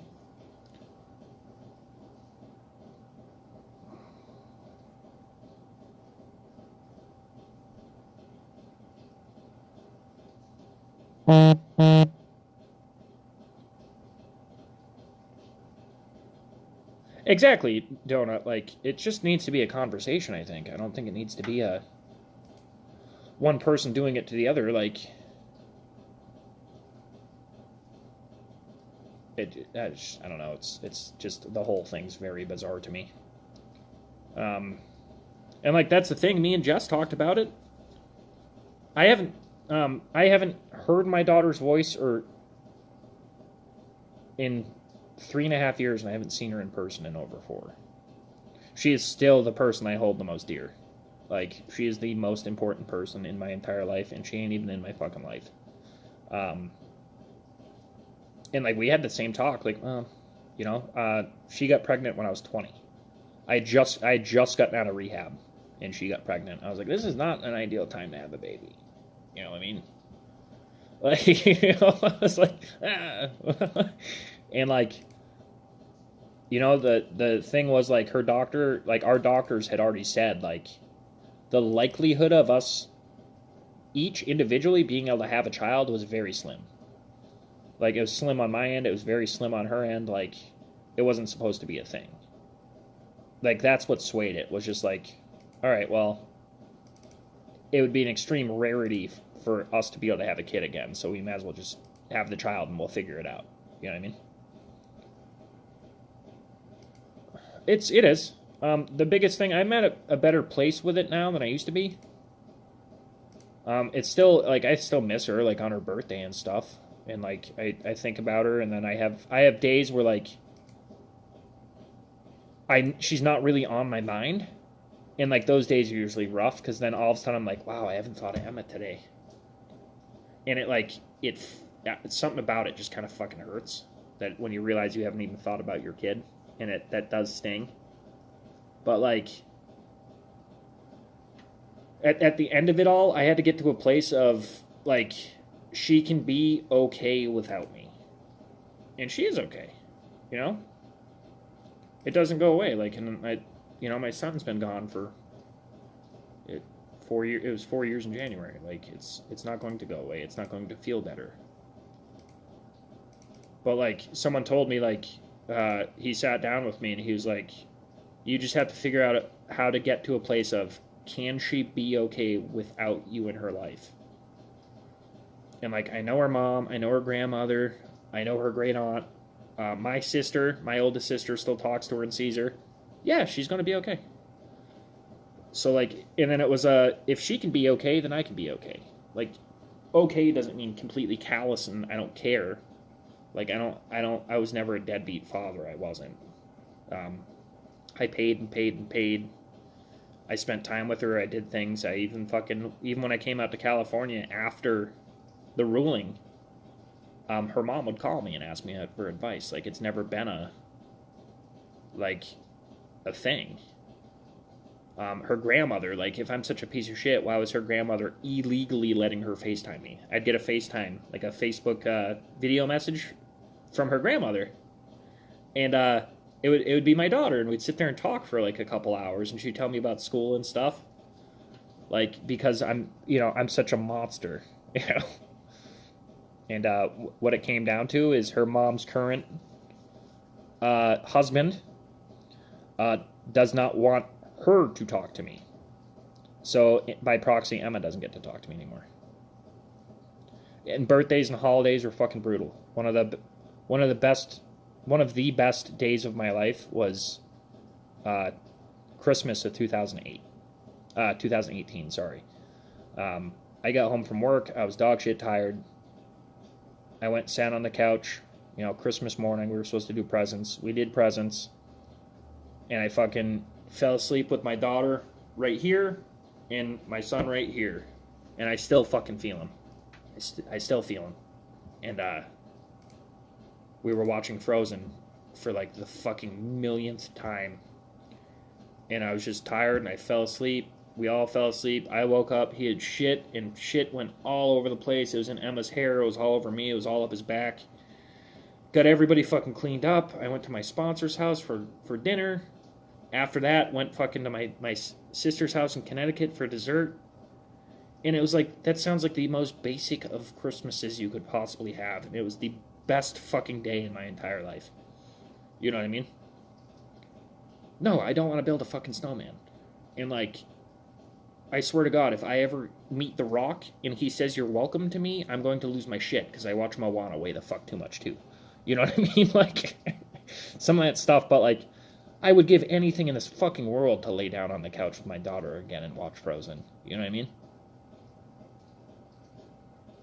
Yeah, it sucks. People, like, the core people, like, when my sister overdosed, like, 2019 was a bad year. That was September of 2019. She died from fentanyl. And, like, I didn't realize how fucking important to my life she was. She was a very, very core person in my life. And I didn't even know it until she was gone. But it's the same thing. Her birthday rolls around, holidays roll around. Even just, like, with her, like, simple things like I get a promotion at work. She's who I want to tell. You know what I mean? It's not just a little, like, it's not a little thing. Like, that's the person I want to tell. And she ain't there to tell. I would assume I don't have, like, really good parental figures in my life. I never have. But, like, my sister Lynette was as close to a mom as I ever had. So, like, when people talk about missing their moms and stuff, that's what I correlate it with. Of like, oh yeah, I lost mine too, And I did not know how important she was in my life till she was gone. it happens. I even had people then. People left me alone after my son. I told people, like, people knew I was going to drink again. They knew it was coming. I threatened some people with a gun. Like, there was this whole fucking thing. People left me alone when my son passed away. When my sister passed away, they were up my ass.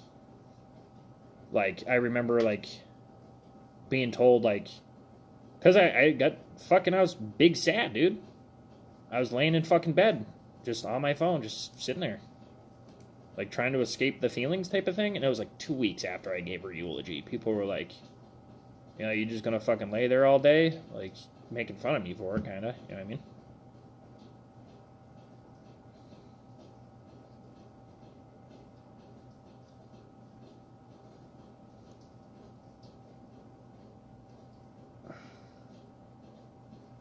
You're definitely you're not alone in the struggle, is what I'm assuming you meant to say.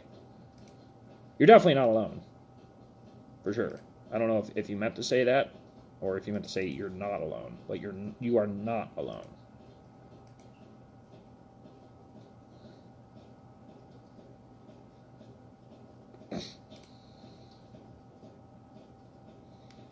Nobody's alone. You just might not know who's on your side. It's a weird fucking. It's a weird thing.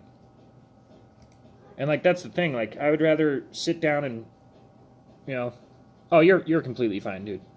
I'd rather sit here and piss and moan to a bunch of people all pissing and moaning about the same shit, and then go to work tomorrow. You know what I mean? Like, it's fine. It's just like when I'm at a point of like, I'm so debilitated and fucked off that I just lay there and freeze. I don't like that.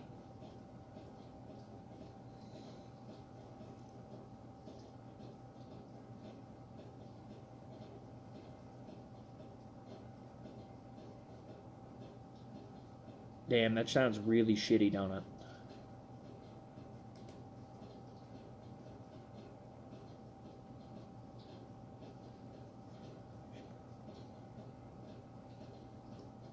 Yeah.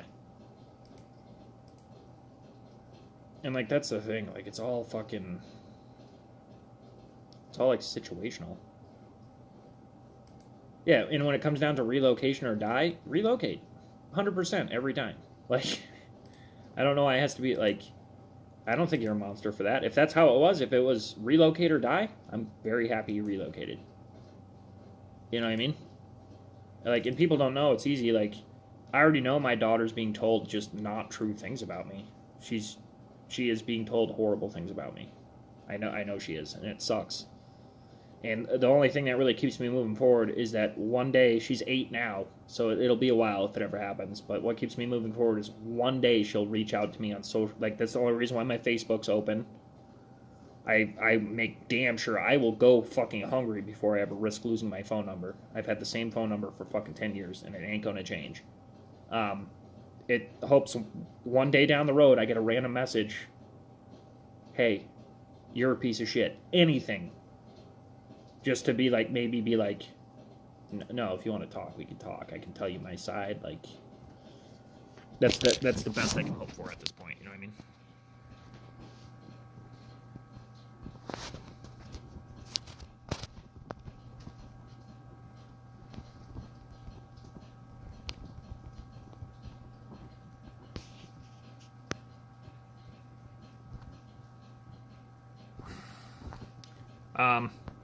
I would appreciate it if you came back, but I understand if you didn't. I'm going to see if closing the app real quick crashes the stream. I got to text someone back, so sorry if it does.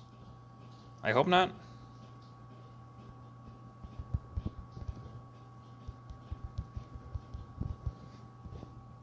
I hope not. It shouldn't have. It didn't. It stayed running that whole time. I like that. I'm using my phone.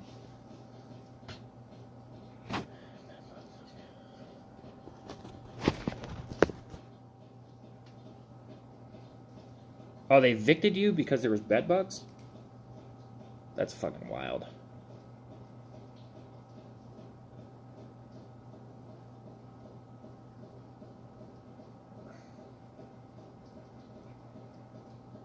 Well, that's the other thing. I got told because I'm a veteran and I'm just dumb and I couldn't get a real job.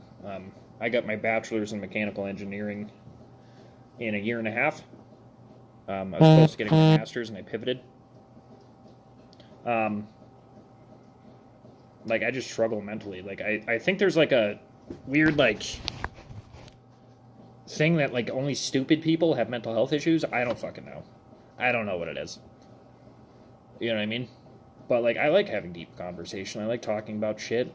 I like kind of, like, feeling alive type of stuff. You know what I mean? And I've been working on my own mental health since I was a kid. The first time I got put in a psych hospital, I was 8. Like, I've researched it. I found all the stuff. I did all the things. Like, I've been at it. I know the stuff. I do it as a job now, and I still struggle. It's one of those things. Like, you always struggle with the shit. And, like, that's been my focus for over a year now. Like, hard, dedicated focus is to, like, we built, it fizzled out. We didn't have enough traction, I guess. I don't know. Like, it's one of those things with mental health. So when I do it on Twitch and even here, it's very much like I run across people that are having a hard time. They talk about stuff. I tell them about the stream, about the Discord, sorry. They join it. They start doing the stuff. They're very motivated, and then they kind of fizzle out. So I had a huge surge of people in my Discord, and, like, we made all this stuff about, like, signs of depression, coping skills for PTSD and anxiety, and all this stuff, all the hotline numbers. We made rooms for poetry and sharing music and meeting each other to play games, different type of chat rooms. Like, we did all this stuff, and, like, the Discord was really lively, but because people drop off, it doesn't work out. And I dropped off. We had one of our moderators end up hospitalized for an attempt, like, all sick people, and then I hit a good 3-month chunk of depression and then started working, and just I fell off out of the Discord, so it sucks, you know what I mean? It's the thing, like, everybody struggles. You just don't let it stop you from doing what you need to do. Like, if the most pressing need is that you get some extra sleep, get some extra sleep. If the most pressing need is you gotta go to work, go to work. As long, like, you can have a bad fucking day. I have them fucking constantly, you know what I mean?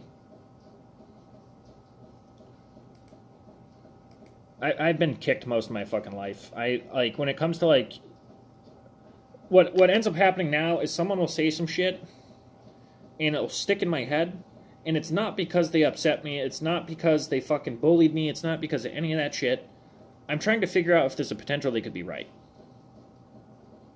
That's what it comes down to. I'm trying to be like, is this true? Could this really be what's happening? Because I'm not very quick to understand reality. I'm just slow when it comes to understanding what's actually happening.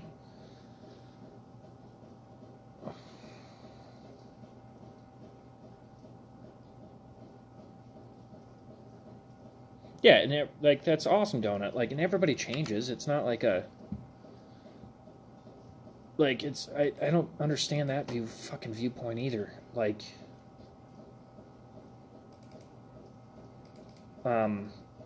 Like, if someone does something really shitty 20 years ago... Like, if you stole from somebody 20 years ago, it doesn't mean you're still a fucking thief. Like, people do change. People do have the capacity to change. And, like, I'm big if it applies to the individual, it applies to society. It has to. Because society's made up of the individual, you know what I mean? So, like, if that's the case, why the fuck are we paying reparations to anybody?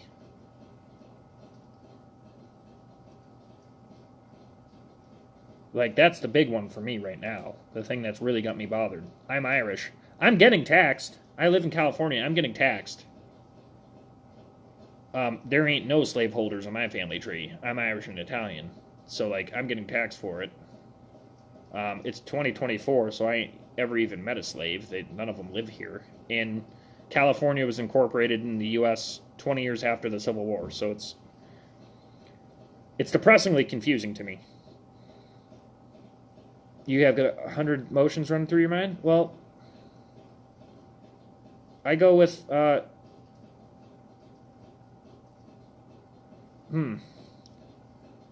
I get like that too sometimes.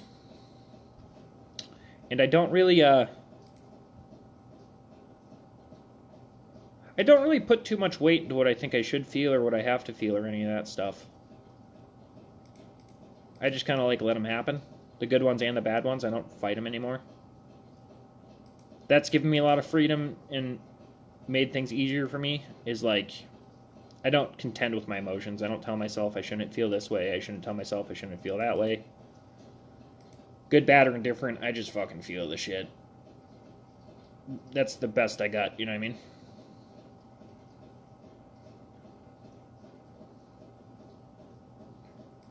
I'm big into that too, Donut. Like, we just need to take care of ourselves first. Like, if we were all squared away, everybody was, like, we didn't have, like, a huge homeless problem, a huge drug problem. Like, if we didn't have any of these things, then yeah, go help a different country. Use your leftover. That's fine. Philanthropy is a good thing. I'm big about it, you know? If I had millions of dollars, I'd be doing some nice philanthropy. You know what I mean?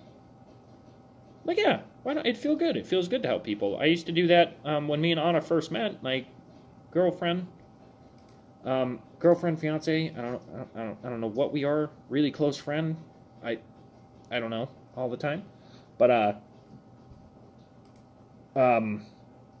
like when we first met, we went to a Mexican restaurant here in town, and like we hit it off because we both were instantly like. She was like, "Oh, do you think would it be okay if like we bought him some food?" And I was like, "Oh, I was already going to." Like, it feels good to help people. You know what I mean? So I think the country, if it can, should be voted on.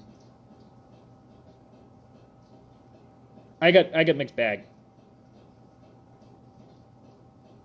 Yeah, everybody's got a touch of autism. You're not alone to that, either, Scandinavian traveler. I was told I was autistic back in, when the fuck was that? 98, 99, somewhere around there. So, Donut, I like animals more than people because it's the same reason why I like math. Like, you always know where you stand with an animal. Like, you don't do anything fucked up to most animals. They don't do anything fucked up to you. Or if they do, it's like, you know, a hungry shark is going to bite you. It's just an animal doing an animal thing. I don't value their lives higher than I do with people's, though. Is the thing with that. Like, I don't have the same, like, you know what I mean? And that's perfect. Like, some people do need to be helping animals. Like, there are some stuff, like, well, it's a tough one for me. I love animals, I do. At Anna's house, we got 5 fucking big dogs and 2 cats. Like, there's animals, you know what I mean? And I love the shit out of them. They're fucking so cool. I'm going over there, they all jump on me and fucking lick me and shit, and they're just, you know they love you. You know what I mean? You have 2 dogs? Fuck yeah, what kind of dogs?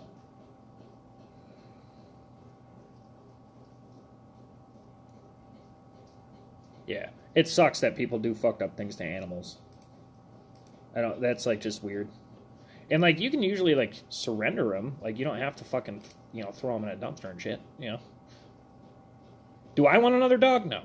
Fuck no. Chocolate labs are labs in general cool. Ours are the Ridgebacks are fucking cool dogs. I didn't know Thai Ridgeback was a thing. So they have I'm assuming they still have it. But they had a African Ridgeback. Fucking cool dog. Real cool dog.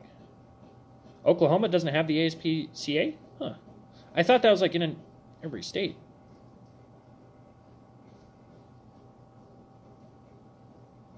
Dogs are just cool. Rhodesian Ridgeback, thank you.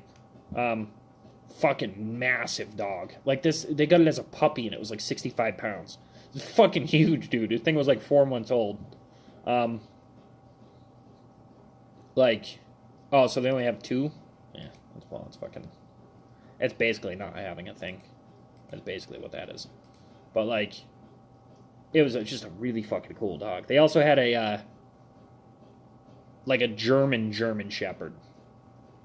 So I didn't know like German Shepherds you think of are like English German Shepherds.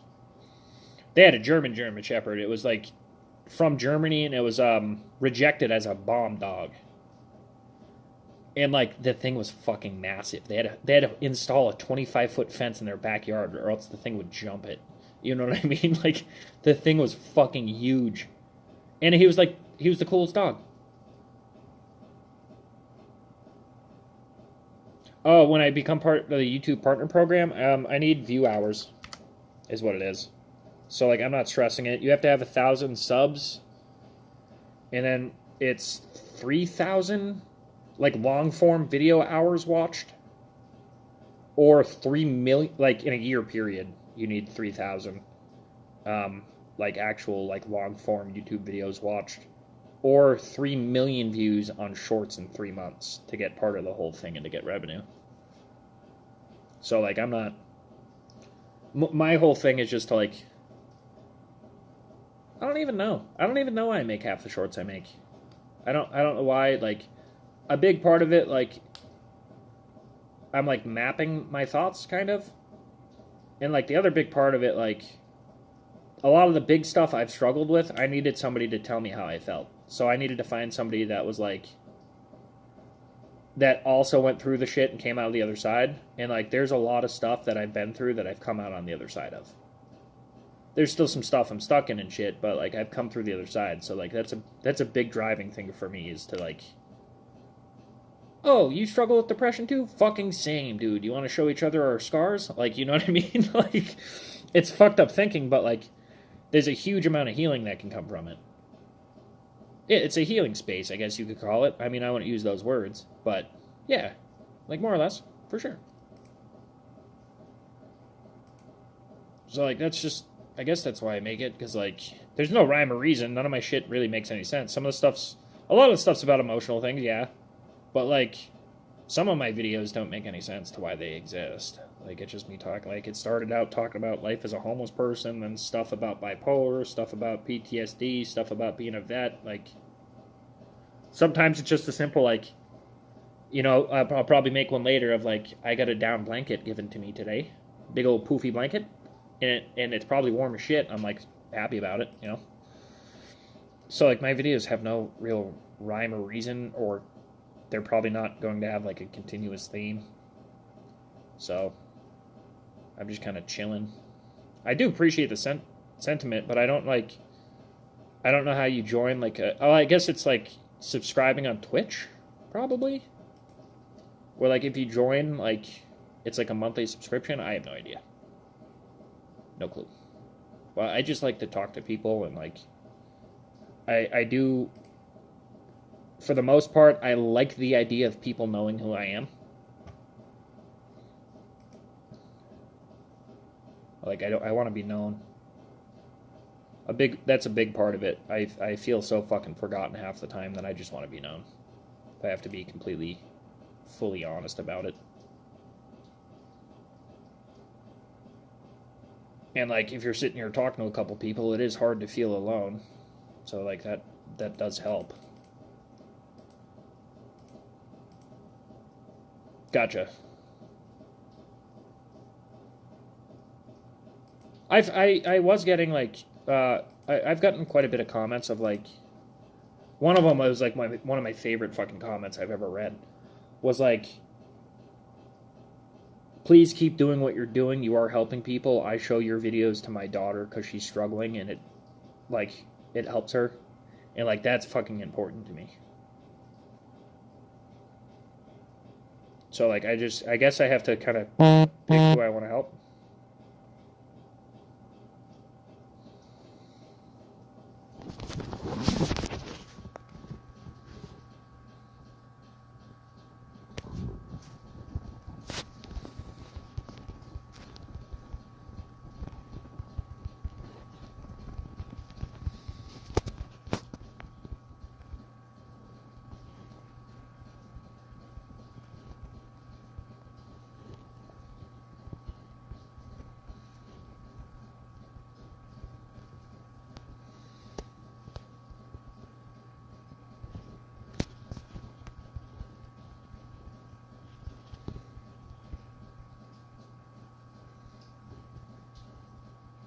I have a mental health Discord server, but it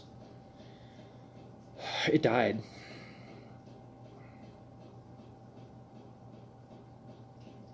So if you'd like it, I can give you the link to it. I think it should still be good. Yeah, there's a few of us, like, there's a couple people still involved in it, but it just kind of, like, it kind of died out. The core fell apart, kind of. But it's still, like, if someone's struggling and you go in there and say, I'm struggling, someone will talk to you. I still do it. So how do I invite people? Yeah, it got discouraging after a point because people stopped talking and, like, hanging out with each other, you know what I mean? Oh, I definitely am not an influencer. It was just supposed to be a place for us to, like, if you were struggling, you could talk. There we go. So, like, that's my server.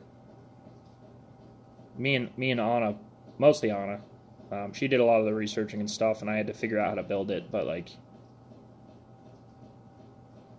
yeah, I found it. So that's like our server. That is a mental health spot. And then, like, obviously, like, you join that, you can see me. I'm the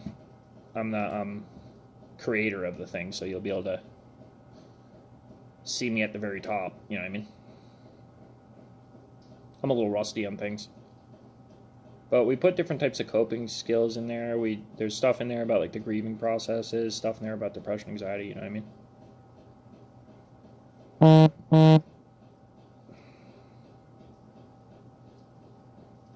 Oh, that's good, man. I'm happy to hear it.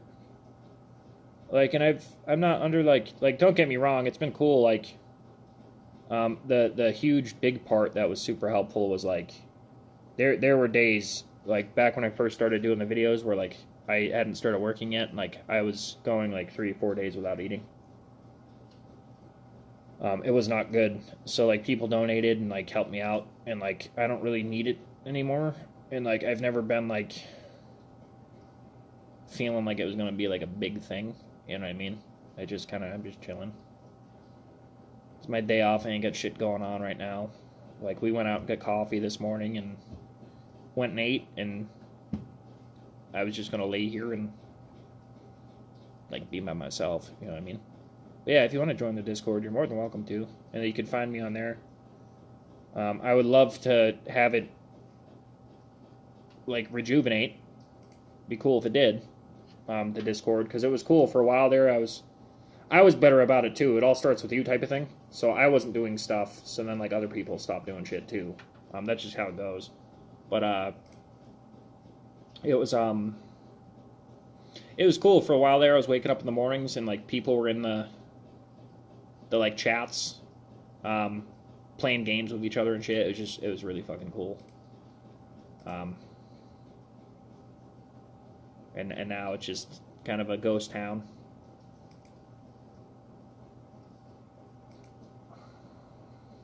So that part of it makes me sad, but it could build back. And like I said, a lot of it had to do with, like, I stopped being involved in it. I tried to, like, explain to people, like, I was in my own shit and was having trouble with my own mental health stuff. Oh yeah, pickles. I forgot about pickles.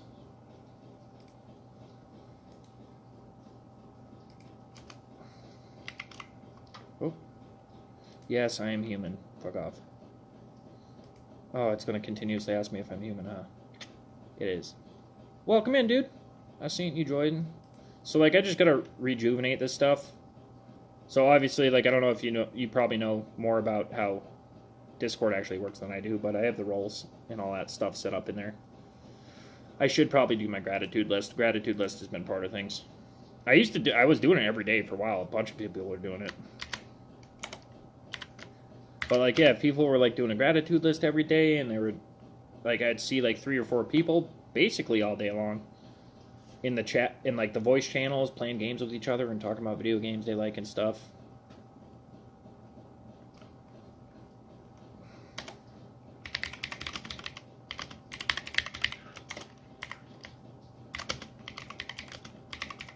Seeing how I'm sitting here, I should just fucking do the gratitude list.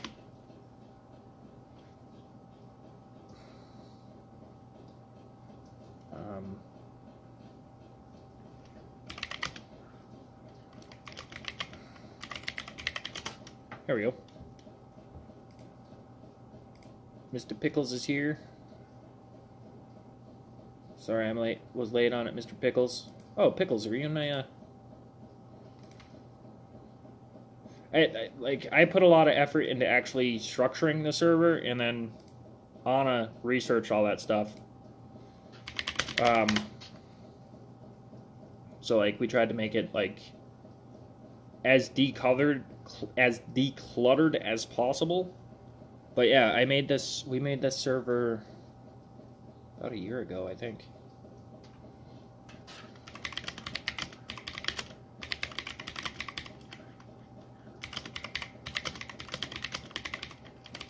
But I would love it to be like kickstarted again, where we were like where we were before, where people were like putting in like, you know, not like work on it. I don't want it to be a job, but people were just talking, you know. It was cool. It was a cool time. But thank you. But yeah, Anna did all the research, like, so the what's the best spot? The resource room, or coping skills. Anna did all that. I just copied and pasted it. So like that's a bunch of stuff: positive self-talk, mantras, breathing exercises, grounding exercises, like how to handle depression, coping skills, meditation, visualizations. Like we put a little disclaimer up in that motherfucker. We have the grief room, like stages of grief and little things about that. Like we put some fucking time into it, you know. So like that was the goal, and like we were doing gratitude lists. The last thing that was added was small goals. I think like a lot of people, myself included, have issues with like realistic expectations on themselves. So like wanting to get all these big fucking things done, and then like getting discouraged and feeling useless because I didn't do these huge things. So it feels good to kind of check boxes. So kind of like a couple small goals for the day to keep you moving forward, type of thing. But like I wanted it low. We've had to kick one person out of the server the entire year it's been live, and we've had people come in and like say no. We've had to kick 2 people out. We've had to ban 2 people. But outside of that, it used to be fucking really fucking cool. It used to be really fucking cool. It like I would pop in on some of the voice chats of like I would like pop in a Discord and look to see who was on or whatever, and I'd see like 3 people on one of the chat channels just like playing a game, and I'd pop in and just like listen, and I was like, this is really fucking cool. So maybe it'll build back up again.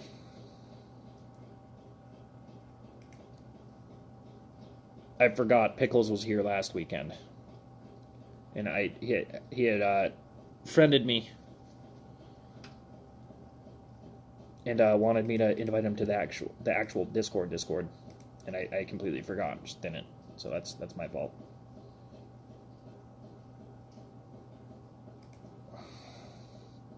I've enjoyed it. I enjoyed it then. I wish it was there now. I have a feeling that one of my moderators is on a electronic sabbatical, per their parents. She's 16, I think. And she's got some mental health stuff of her own, too. So.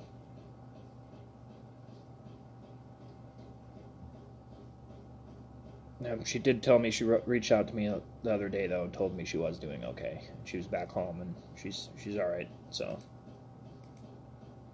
Hopefully I'll see you around again. Oh, welcome in.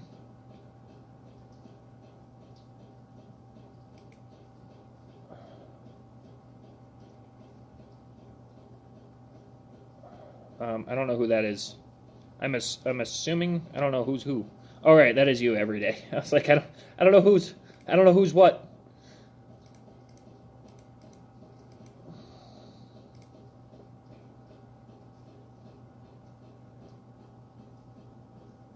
Oh, okay, fair enough.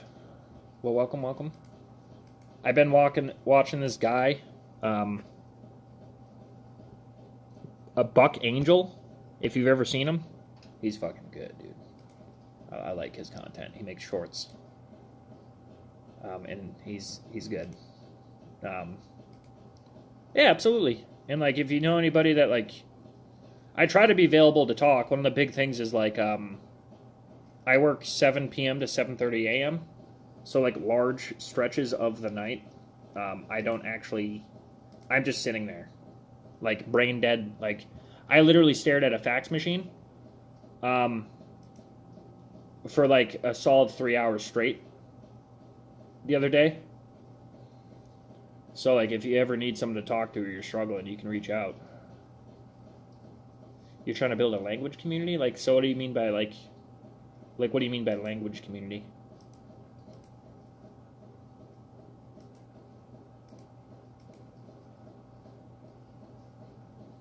You're Anubis? Alright, fair enough. I should probably... Nah, I won't. I was gonna say, I could, what do you call it? Like, set nicknames for people so then I know, but then it kind of defeats the whole purpose, because, like... Yeah, I don't know. I'm probably overthinking it quite a bit.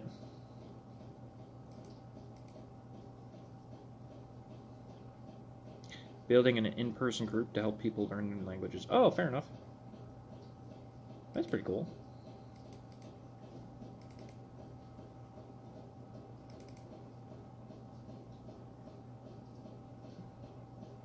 It's probably the same. Like, I've obviously, like, I've Googled stuff, like, what's a good, like, viewership count, how to grow stuff.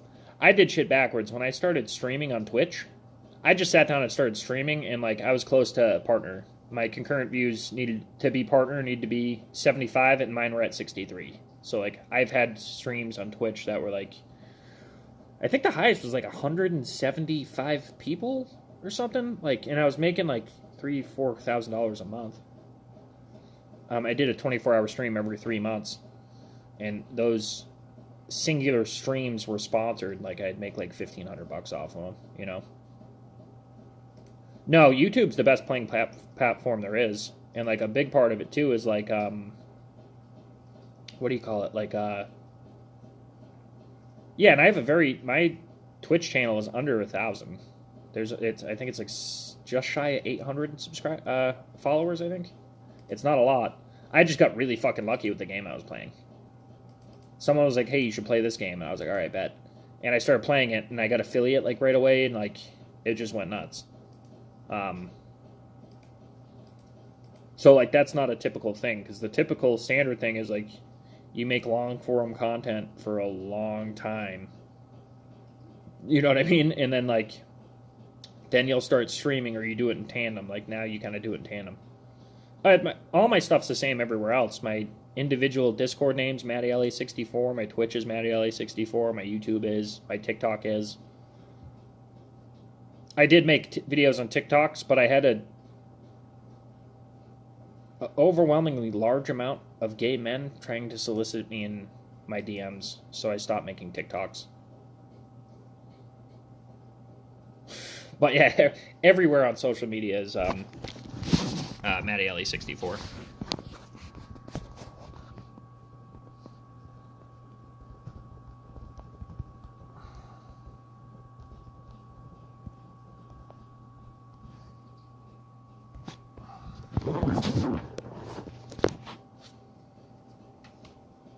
But it's small, and I only stream Sunday mornings now.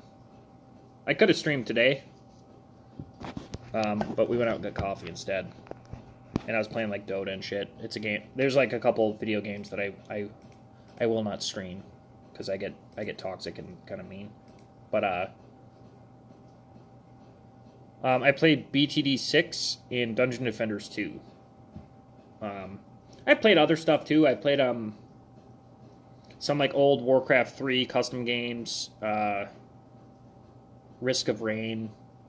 The main one that I was almost partnered with was DD2. I was like the main streamer of that game for over a year. Very small, die-hard community.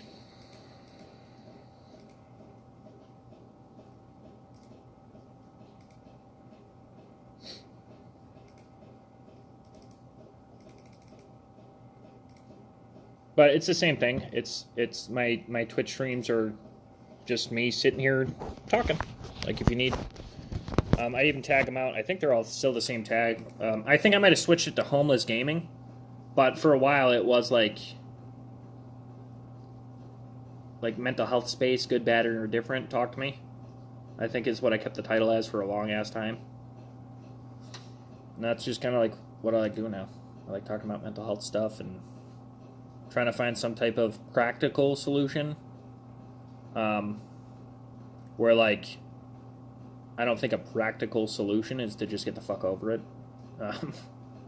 It is for some, but it's not for me anyway. So like we just talk about things. I was actually for a while there, I was like watching TED Talks. I learned some cool shit, you know. Oh, you're fine, dude. But yeah, I only stream on Sundays.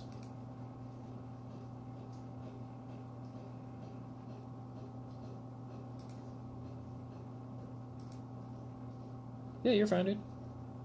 I would every day. Like, there's nothing wrong with it. I just like, I don't have any anticipation that I'm going to be big and famous and doing it as a full-time job.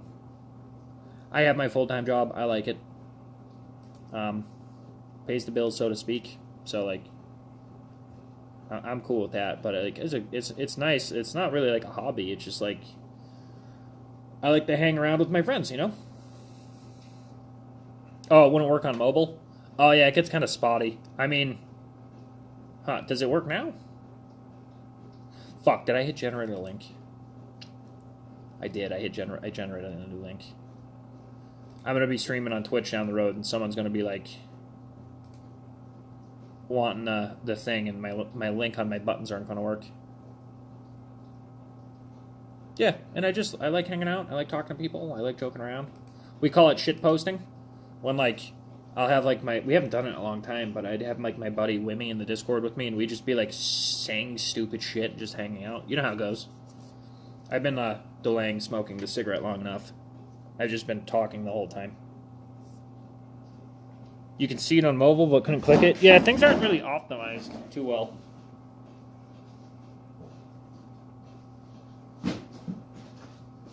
On mobile, anyway.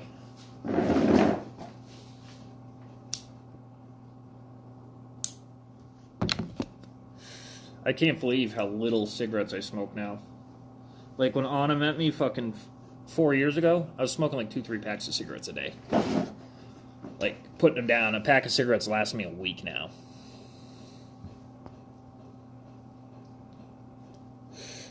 My internet's actually working pretty good today. I'm like a good solid like 150 feet away from the actual modem.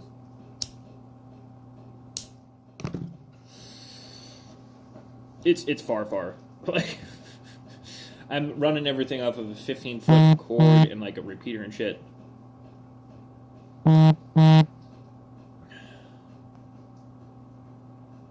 Yeah, so like I'm very happy with like the 1 pack every couple of weeks. Well, every week. I'm still vaping and stuff, but like I was smoking a shitload before.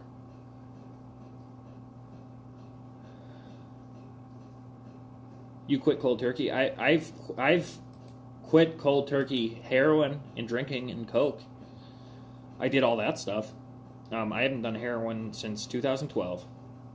Cigarettes has been so fucking hard, dude.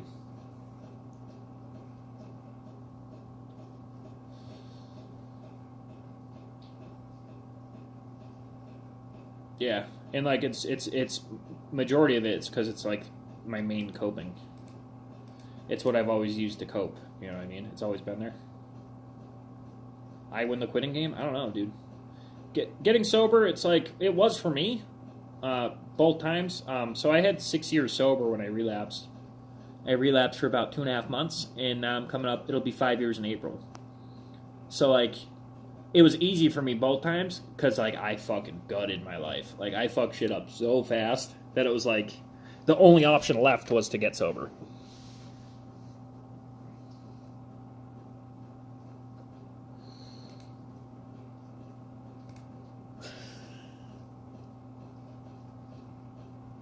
Yeah, I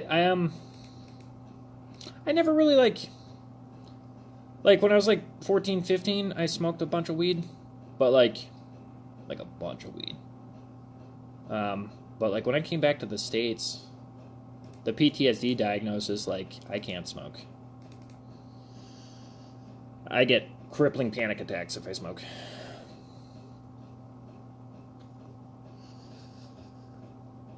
Hey, that's fucking admirable, dude. Not many people nowadays that have never touched a drug.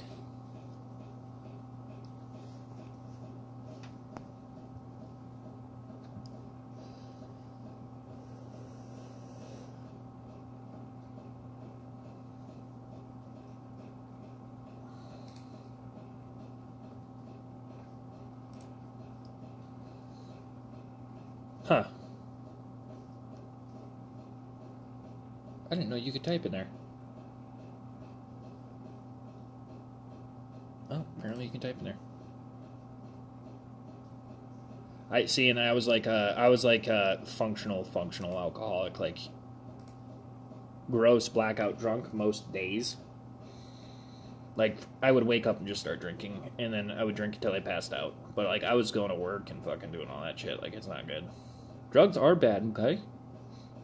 Okay. Just like that? Yeah. Drugs are fucking horrid. The statistics on drugs in the US are fucking insane. They are fucking scary bad.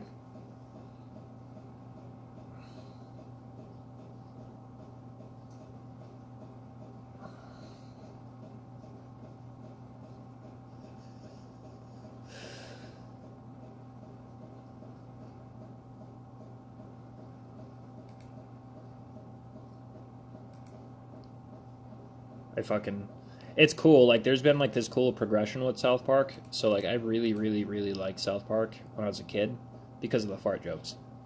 I loved it because of the fart jokes. Now I like it because of the satire.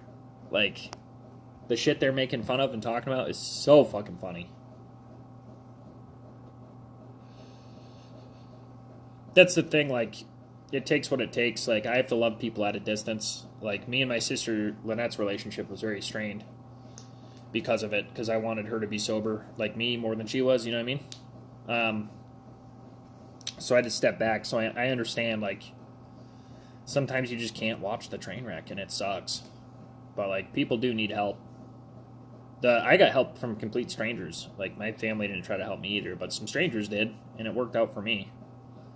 It's beatable, but, like, very few people can just be like very few actual drug addicts. Not people who have done drugs, but drug addicts. There's a huge difference in that. Can actually just cold turkey stop, you know what I mean? Everybody does deserve a second chance, and sometimes a third. Like, yeah, exactly. Like, every day you got it, dude. Like, people do deserve chances.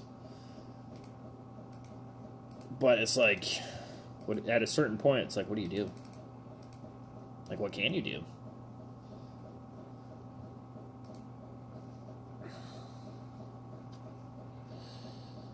But I'm very glad you were able to help him.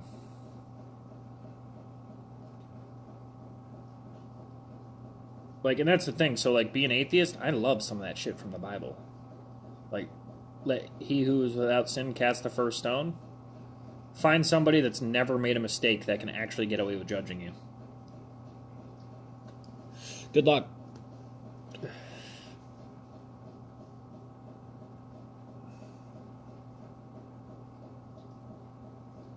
Dude, that's awesome. That's awesome, Scandinavian. Hugo.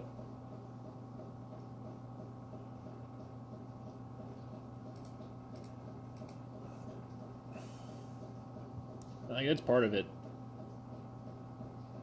Like, I do think some people do need, like, the tough love, you know what I mean? They need people to be like, no, get the fuck out of my house, get away from me. Like, some people do need that. That is what's going to, like, you got to bottom out sometimes. But, like, if you bottom out and nobody's there to grab your hand and pull you out of it, you're just going to stay bottomed out, you know?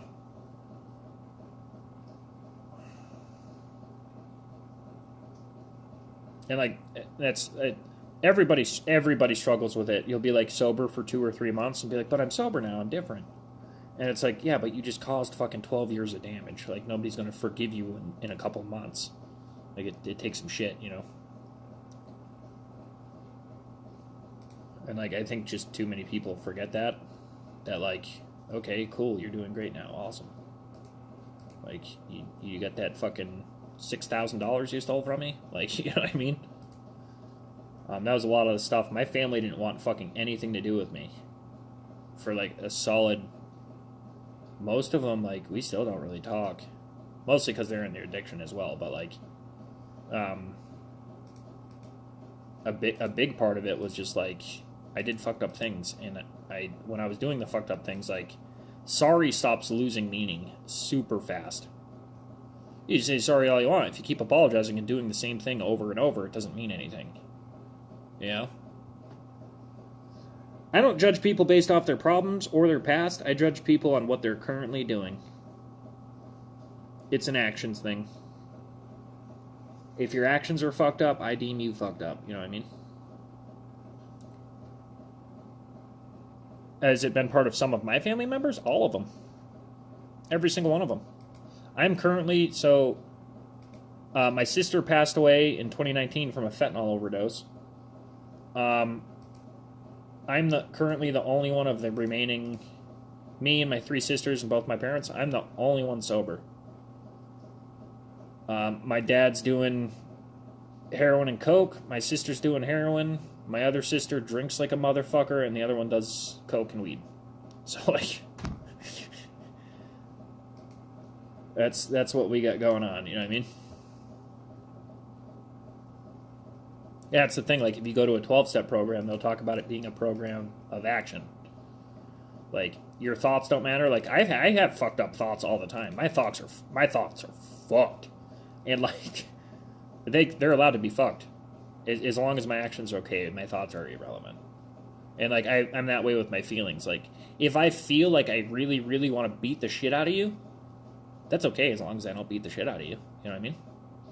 Like, actions are way more important than words.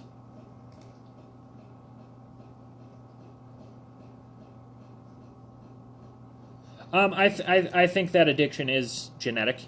I do think you can inherit it, but I don't know if it's like true genetic, where it's like, passed on parent to child, or if it's a nature of how I was raised. Because, like, I was raised in poverty and shit, and, like, my parents kind of raised me like their parents did. So, like, their parents abused them, they abused us, stuff like that. Yeah, exactly. Think what you want, just don't act on it. It's like, it's that simple.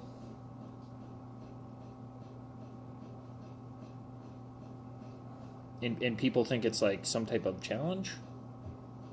Like, just like if like you can think all you fucking want, you can feel all you want, none of that stuff matters. Action's the only thing that actually affects people, and that's what's kind of wrong with the social climate right now. People thinking it's like, I know it has a shitty weight for a lot of people, but facts don't care about your feelings. A fact is a fact.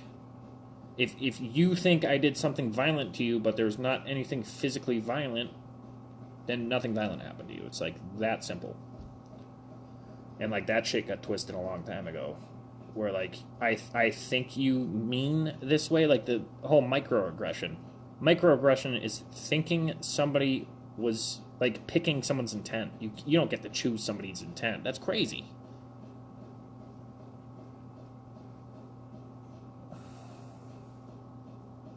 Oh, thank you. Esperanto? Appreciate that, dude. What kind of education did I get? I skated by. I was like a case of, like, they passed me through high school and let me get my diploma so they didn't have to deal with me anymore.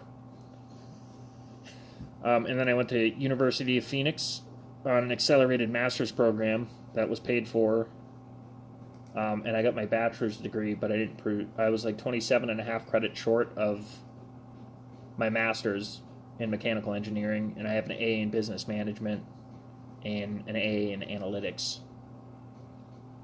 I was an engineer for a while. I have probably close to 10 years experience as an engineer / machine operator. But it's not fulfilling. I don't get any fulfillment. Good paychecks. Get really good fucking paychecks. But I don't get any fulfillment from it. And I break my back. I always take my work home. I bought 3D printers and taught myself how to do shit, made stuff for work. Like, I did all this stuff, like, to make someone else money, and, like, I got devalued a lot.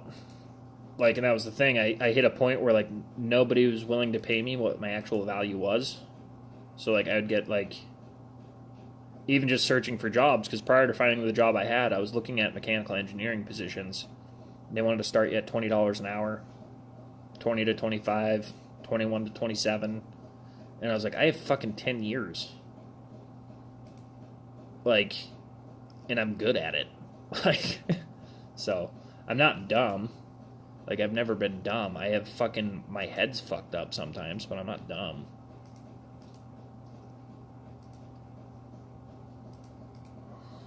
Like, that's a big one, you know what I mean? Like, the borderline of intelligence and insanity is a very, very small line.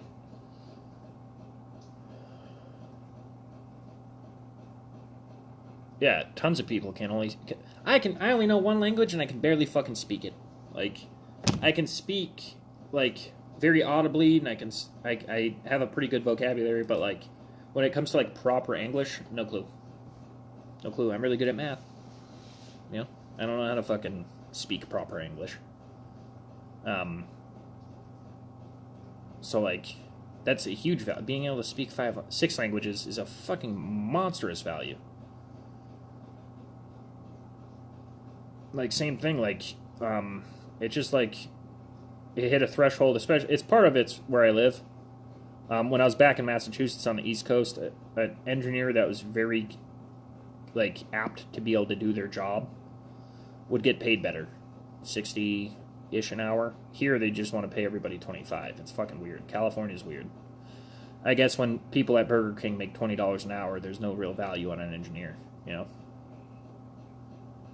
But, yeah, no. I have some book learning.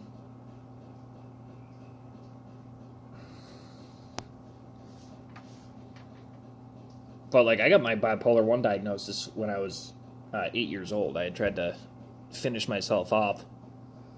And I'd go into I'm prone to psychosis and stuff, like, when I'm when I'm super manic. I am no longer attached to reality.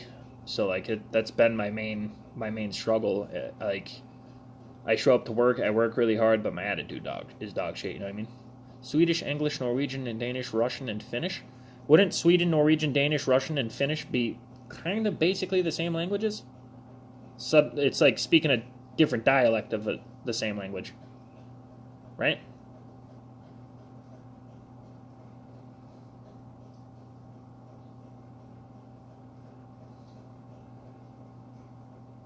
I still don't know what Esperanto is.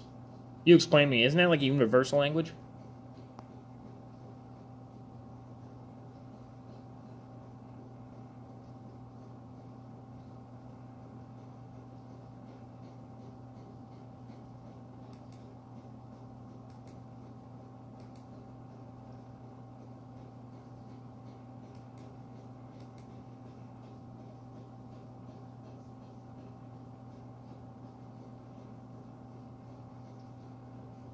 It never caught on. That makes sense. Having a, like, universal language is, like, one of those, like, it sounds cool in theory, but, like, as far as, like, ever being able to be, like, a actual thing, I don't think so. Wouldn't make any sense. Yeah, I don't know much about languages.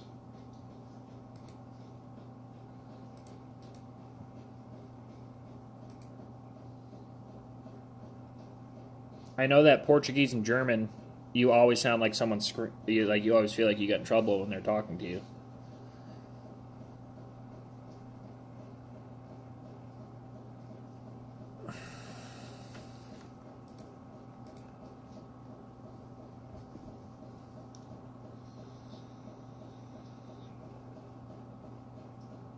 And also not so much. It's very guttural still, but my daughter's mom's family is Polish, so like we did Vigilia and all that stuff. They have a very like harshly toned dialect.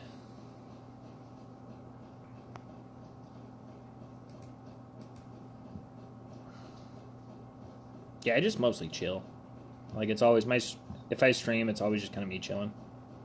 I got nothing going on.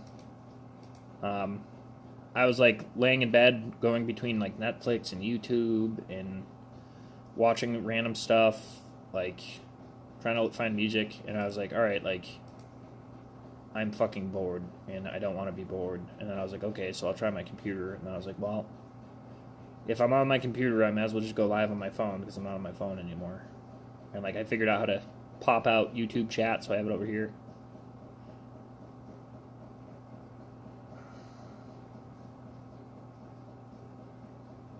But yeah, and that part of my job is to do research on mental health stuff. That's like literally what I get paid to do. And like advocate for the clients I have and talk to the doctors, and like I usually end up being a go-to person at the jobs I have. So like the job I have now, I'm kind of the go-to person. I do research, and I've learned a shitload about schizophrenia in the last 3 months. A fucking metric fuckload. That's mostly what we get as clients, is people that are schizophrenic.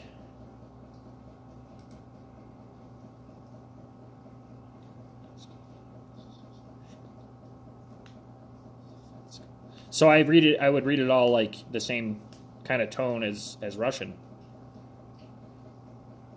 So it'd be Dete e Norsky. I guess that comes across as different. Dete e Svenska. Smao. I can't fucking do that one. No, you're fine. It flows. You know what I mean? I probably just fucking butchered the shit out of what I said. But it's hard because we don't have any of the I don't know what they're called, the marks above letters or under letters, and then obviously I'm reading it off of the English alphabet, so like it's not the same. Especially the Russian, like those, I don't know what the fuck that is. This is a mental health stream, damn it. Well, part of mental health stuff is getting easily distracted and rolling down on tangents.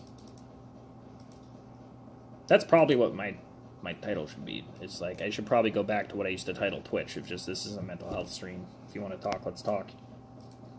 I could also be streaming from my actual computer and like referencing with like videos and stuff like that.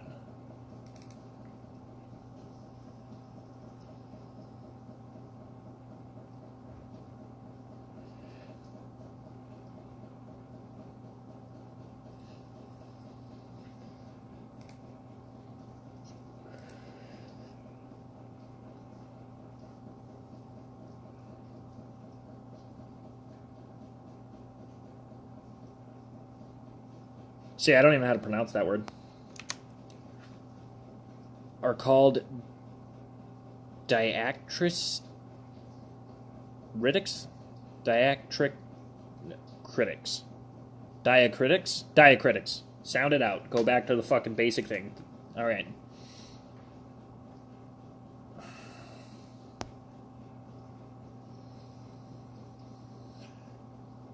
Okay, so then marked on top. So that's the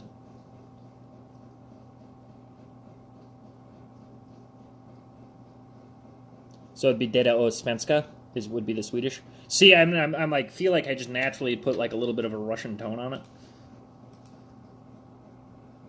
I don't know. Is that a microaggression? I'm pretty sure is what that is.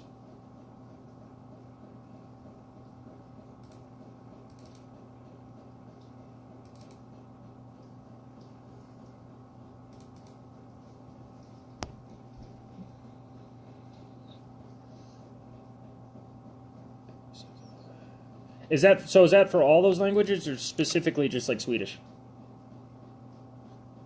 So those are sounds. No,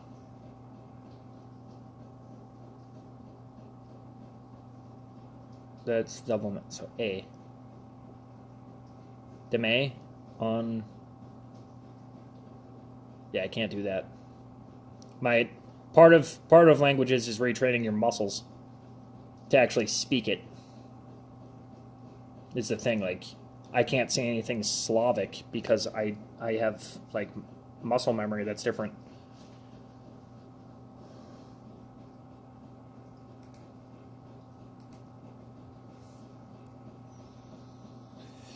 So like that's the whole thing. Like we're like you have to pretty much like is repetition to be able to start speaking properly. You know. Oh, English could use a whole bunch of stuff. Whole bunch.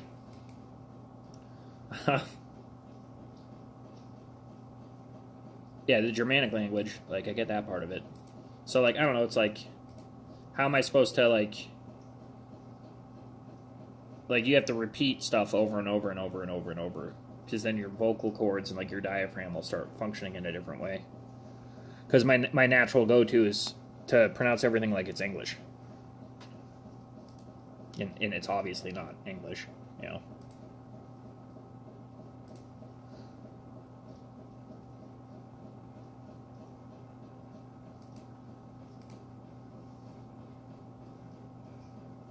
Yeah. So it's like repetition, which is funny because like that's all the American education system is how to memorize thing and you repeat it over and over. That was the thing. Like I remember like doing helping my stepson with his homework. There's no critical thinking involved. They want you to get to the answer the way they told you to get to the answer. There's no actual critical thinking involved in anything anymore.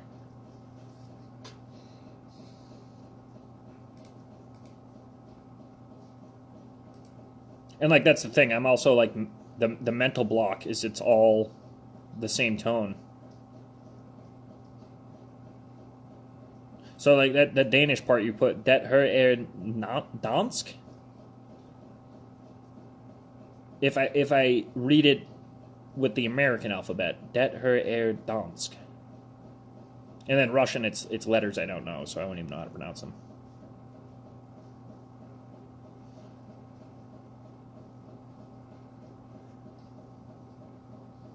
Yeah, and that's all it is. Like Anna's trying to do, her and my stepdaughter are trying to do learn a different language with Duolingo, and it's the same thing. You just repeat it back, and it tries to register if you said it correctly.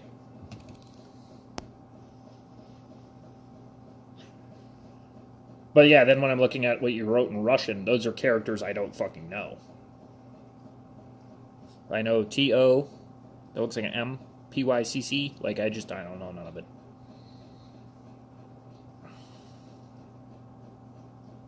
It's easier than Norwegian and Danish.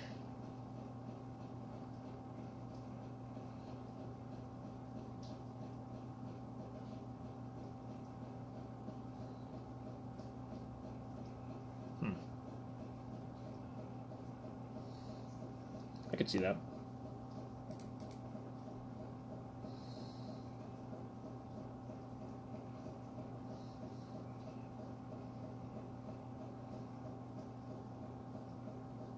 Because like that's the thing, you gotta learn those three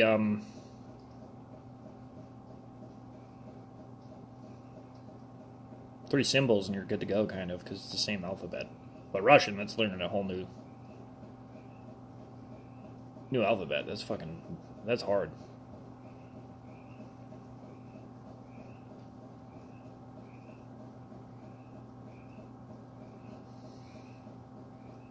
Icelandic is interesting.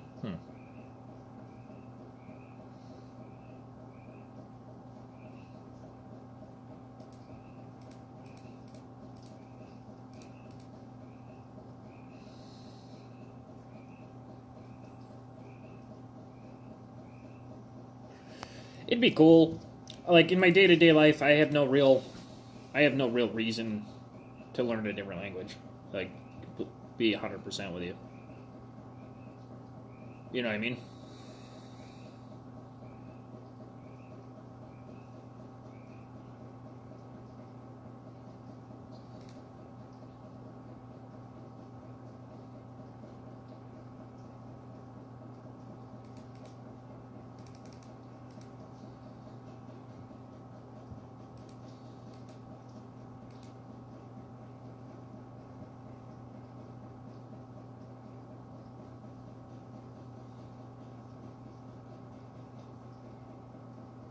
Fair enough. Well, if you ever find yourself in Northern California, United States, fucking hit me up, dude. I've met people through Twitch. I actually gave one of the puppies. So the 5 dogs we have, one of the puppies is down in Sacramento. It's one of my Twitch viewers.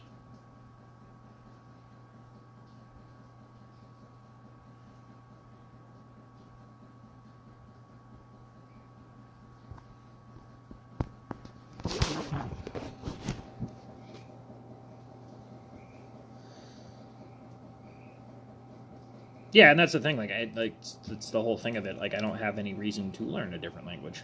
Like, it's just English. The part of the country I'm in, everybody here speaks English. So, like, you're both foreign, right? To me, right? What's up, Noel? How you doing, brother?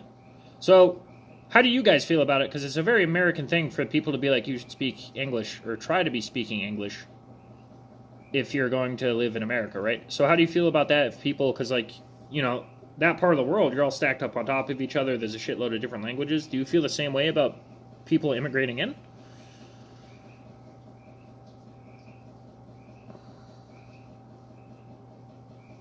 Oh, I live in a place that gets no snow. I used to live in Massachusetts, and we'd get like, you know, a good snowstorm would dump 40 inches of snow on you, and I miss those. I don't miss shoveling, though. I do miss the fucking... Oh, you're Canadian? Fair enough. You don't mind? I'm guessing you meant to say you don't mind if they move there. Or maybe you do mind? I don't know. I don't want to assume. You don't mind, okay. So, like... But, like, how do you feel, like... How do you feel if they were, like, expecting, like... Is it an unrealistic expectation for them to learn your language? Like, do you feel like they should learn Swedish or English or some other way to communicate with you, or have you learned theirs? You know what I mean? Ew, a Canadian. If I knew you were Canadian, I might not have invited you to the Discord. No, that's a joke. That'd be a joke. Yeah, but so like, is it like a normal thing for people to move there, just learn that language?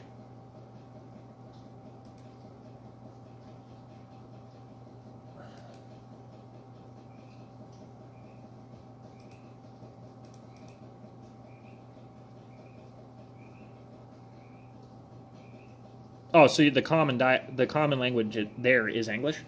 Huh.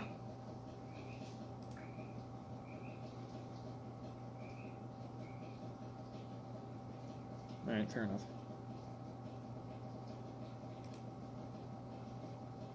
Because, like, that's one of the big things. Like, if you tell a foreigner that just moved here to, like, you know, speak English, that's racist.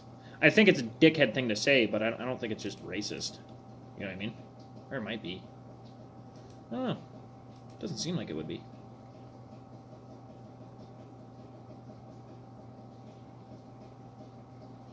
Hmm. Now that I'm saying it out loud, it kind of just sounds racist. It does. It's one of those things you gotta talk out loud before you're just like, oh, wait a second. Because you don't know, because like I worked, one of the first jobs I had when I was sober was at a factory, and most of the people there were Polish. And a lot of them were like, they would predominantly speak Polish to each other, but they were actively trying to learn English.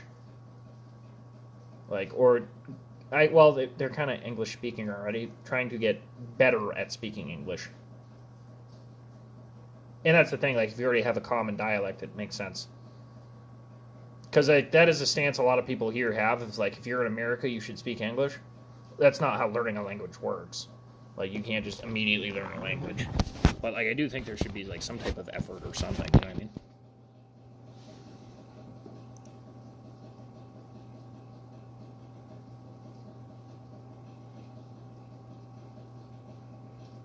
English is so fucked off, dude. English makes no sense. That's the only language I know, and it makes no sense to me. Just this, like, pick the rules. I before E, except after C, except this whole fucking list of words. Um, it's like the rules aren't actually rules. Like, how do you call them rules if they're different? And they change, you know what I mean?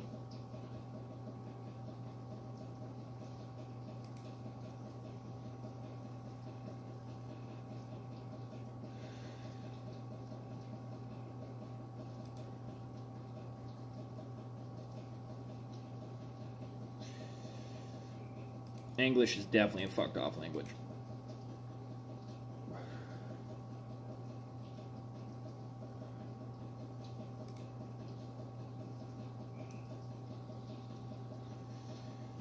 Like, I just don't get how you can call something a rule if there is exceptions to it.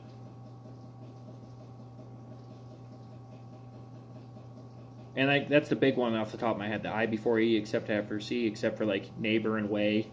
But then there's like a fuckload of them. There's a ton of E after I words. It's confusing.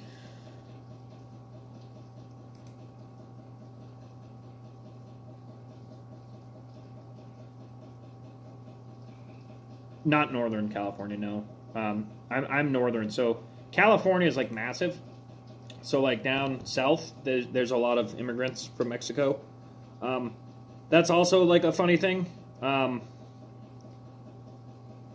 So that's a funny thing. There are a lot of Mexican people here, but it's mostly people from Honduras. Like they're not Mexican. But when you think of our immigration stuff, you just think of Mexicans, and people just say they're Mexicans because it's the bordering country. But the largest influx of migration to the United States is from Honduras. So like, um,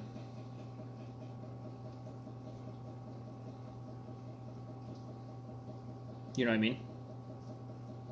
So where I live, no. Down south, yes, there's a lot.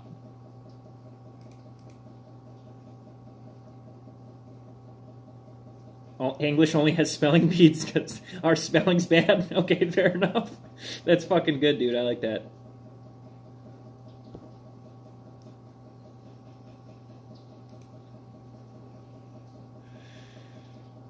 But yeah, it's one of those things like the people coming here are coming through Mexico, but it's actually not a lot of Mexican people.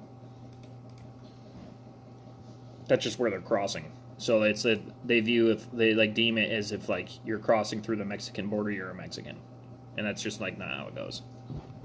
Um, is spelling bees unique to the U.S.?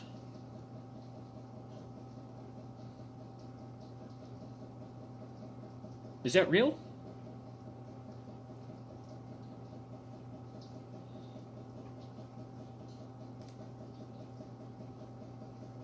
That can't be real.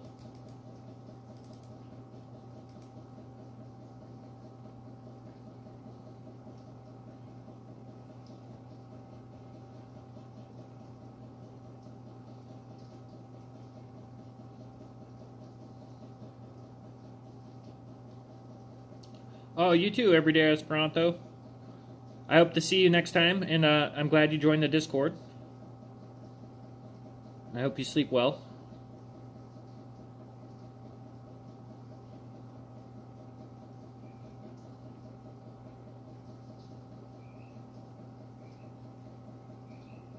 It's just a real English thing? Okay, fair enough. I didn't know that.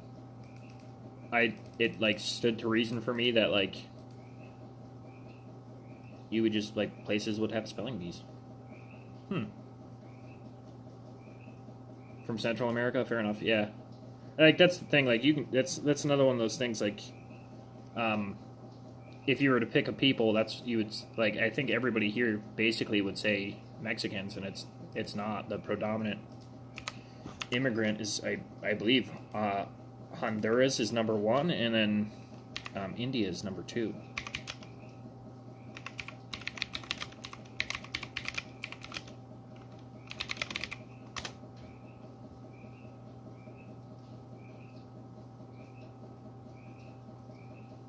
Well, this just says Hispanic.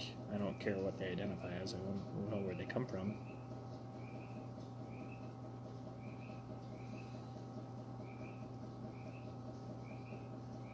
And that's the thing. If they're brown, they just say Mexican, and it's not accurate.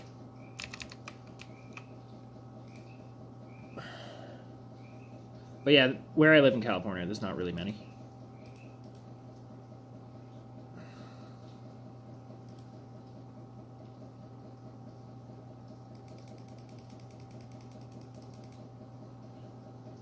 And like, I want some Americans to roll through chat because I want to ask them some questions. We did it last time. I've been asking basically everybody that I bump into, what percentage of the United States they think is white, and a lot of people are saying less than 50%, and it's over 70. So like, it's kind of nuts. Like, you know what I mean?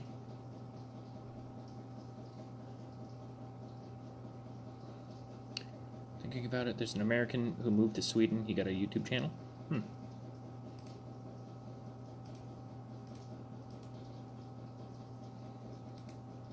There's always assumptions, like, and like when I ask people that, like, what percentage of the U.S. population do you think is white? Like, I said 50-50, someone else said 60-40. I've gotten a lot of like 30-80, like 30% being white. Nope, it's a quite round 72.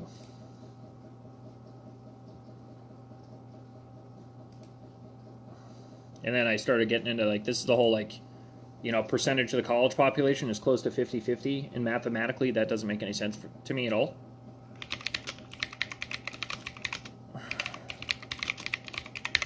Because if everything was truly equal down the board, equal rights for everybody, it would be 72% to 17% and so on.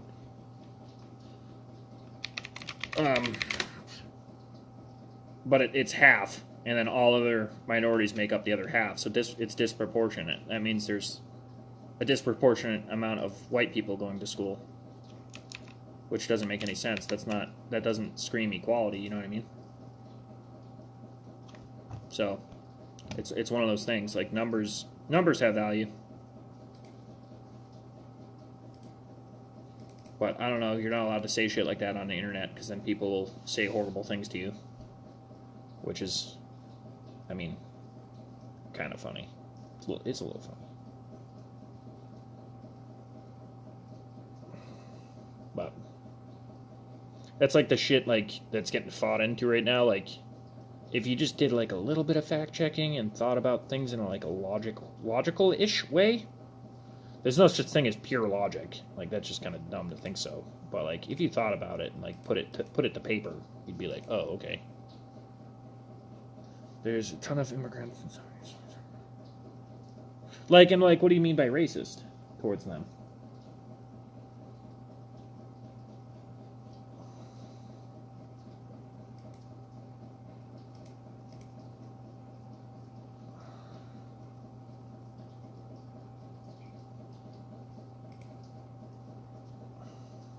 And like, doesn't Sweden have like a pretty serious immigration policy?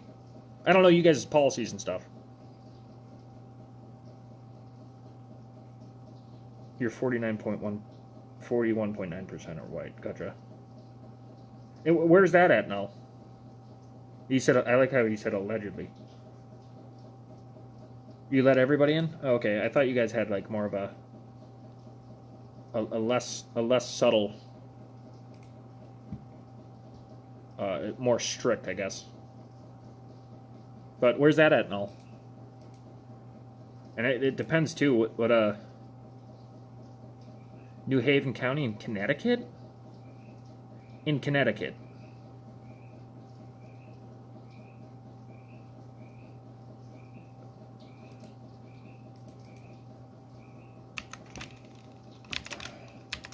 I gotta fucking search this real quick. I gotta see these numbers with my own eyes.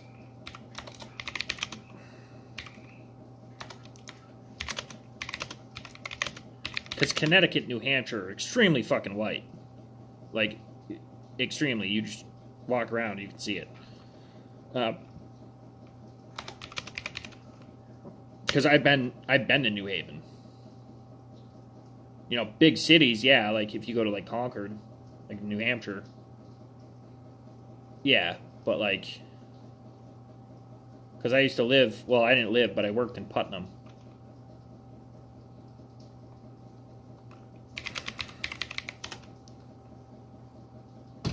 There's no fucking way, dude. This, it's saying 32.2% of the entire. So that since you looked, like this is saying 32.2%. What? 40. Okay. White alone is 41.9%.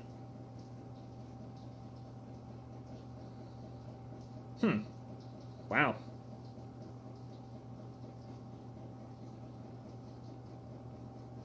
Just for New Haven. That's nuts. Because I know, like, bigger cities, it swings the other way. I wouldn't... Wow.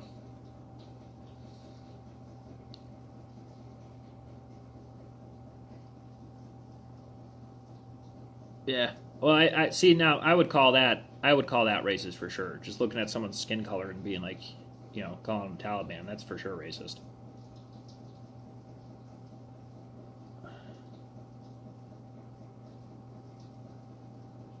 Oh, New Haven County.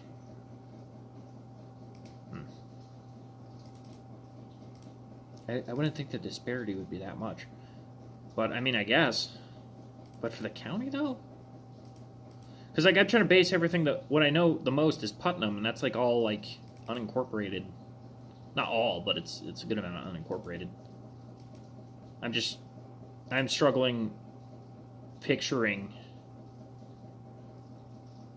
I mean, the last time I was there was 5 years ago.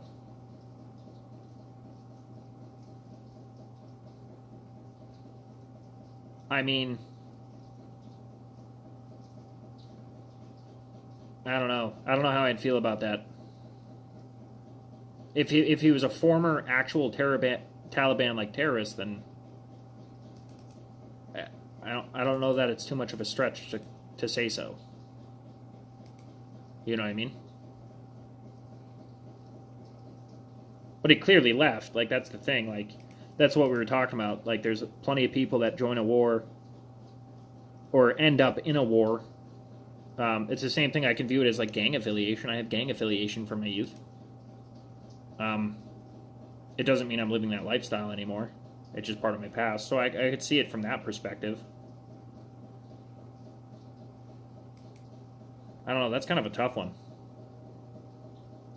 Well, that's a lot of things people don't understand about all that stuff, too, is it's not like there's not a recruitment office you walk into. Like, it's none of that. It's just kind of like, a lot of the times it's you do this or it'll kill you and your family, and you're like, oh, okay, I guess I'm doing this now. Like, it's not a, you know what I mean? So, like, I do know that part of it.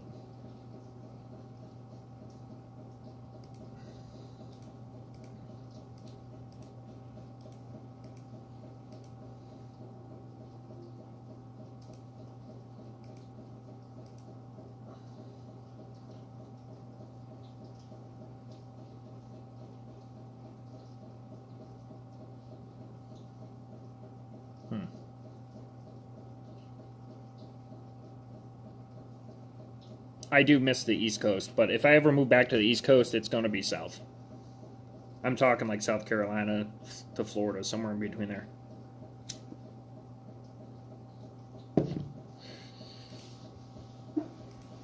Well, it turns out people are people. And like we were talking about earlier, you change. Like, people always change. It's not a... You can be making a mistake one day and then wake up one day and be like, oh, I've been making a mistake, and change your mind. And deviate, you know what I mean?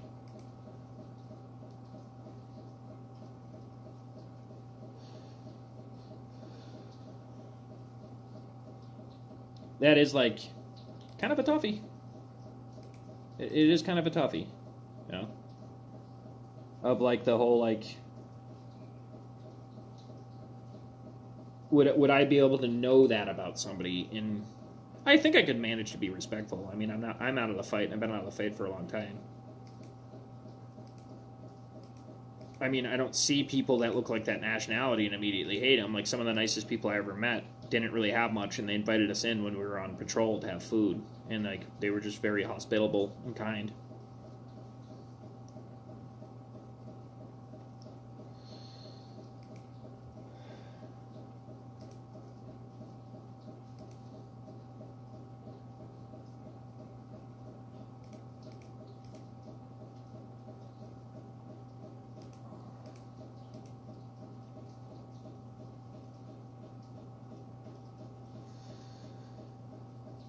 But yeah, I'm pretty positive I'd be able to treat them with kindness and get to know somebody.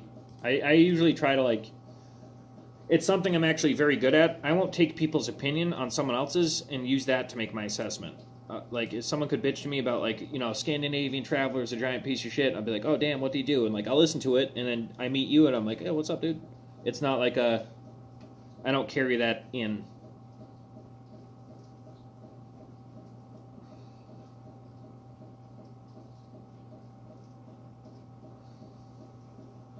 Well, that's the thing. He didn't fight for his country. He fought for a radical regime. Like that's different than fighting for your country, in my opinion. Personally, I don't think my opinion means all that much, but like that's where I'm at with it. But like, he's not in it anymore. Like that's the same thing. Like I have like some gang affiliation. I was around it and stuff, and I got out of the life. It's easy to get sucked into. I mean, look at what's going on. Like, if you've watched anything on social media, look what the fuck's going on in the United States. And you're saying, like, people here will be like, it's really hard to indoctrinate somebody into something that they don't actually believe in. If that was the thing, cults wouldn't be a thing.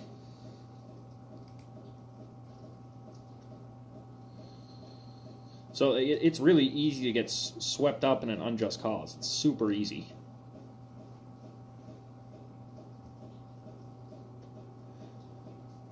But there's a lot of merit to look up one day and be like, oh, what the fuck am I doing, and pivot.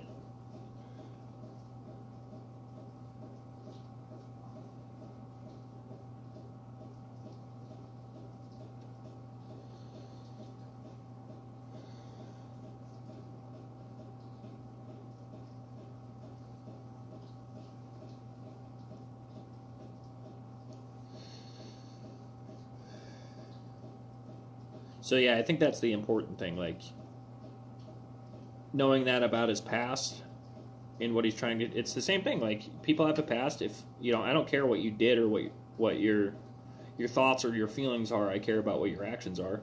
So to me, his actions are correct. He got out. Like it's correct.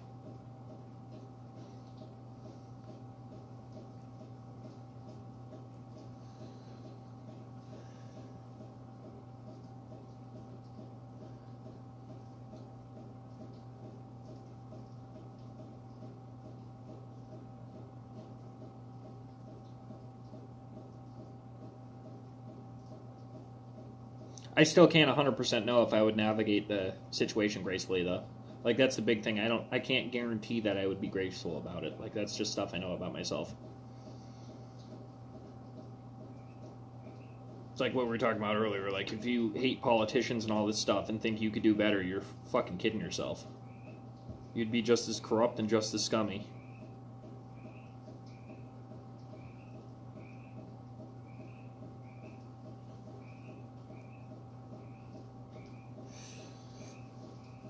I know I would be.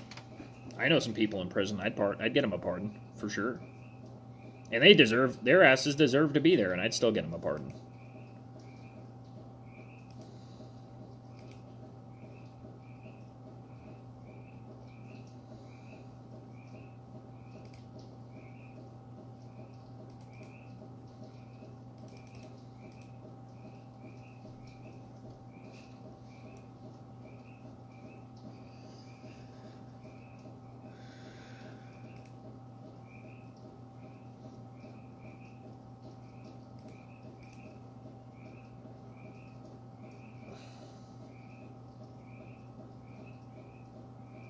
Yeah, I think that's fair.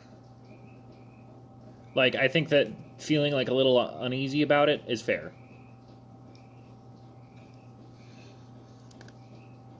Because I don't know if I'd run up and be like, "Hey, nice to meet you," after someone was like, "Hey, he was ex-Taliban," and I don't think I would have it in me to go run up and be cordial and polite. But I don't think I think that I would not do anything hateful. Like I'm gonna throw a rock at him or call him names or nothing. I just kind of ignore him. I think that's I think that's reasonable.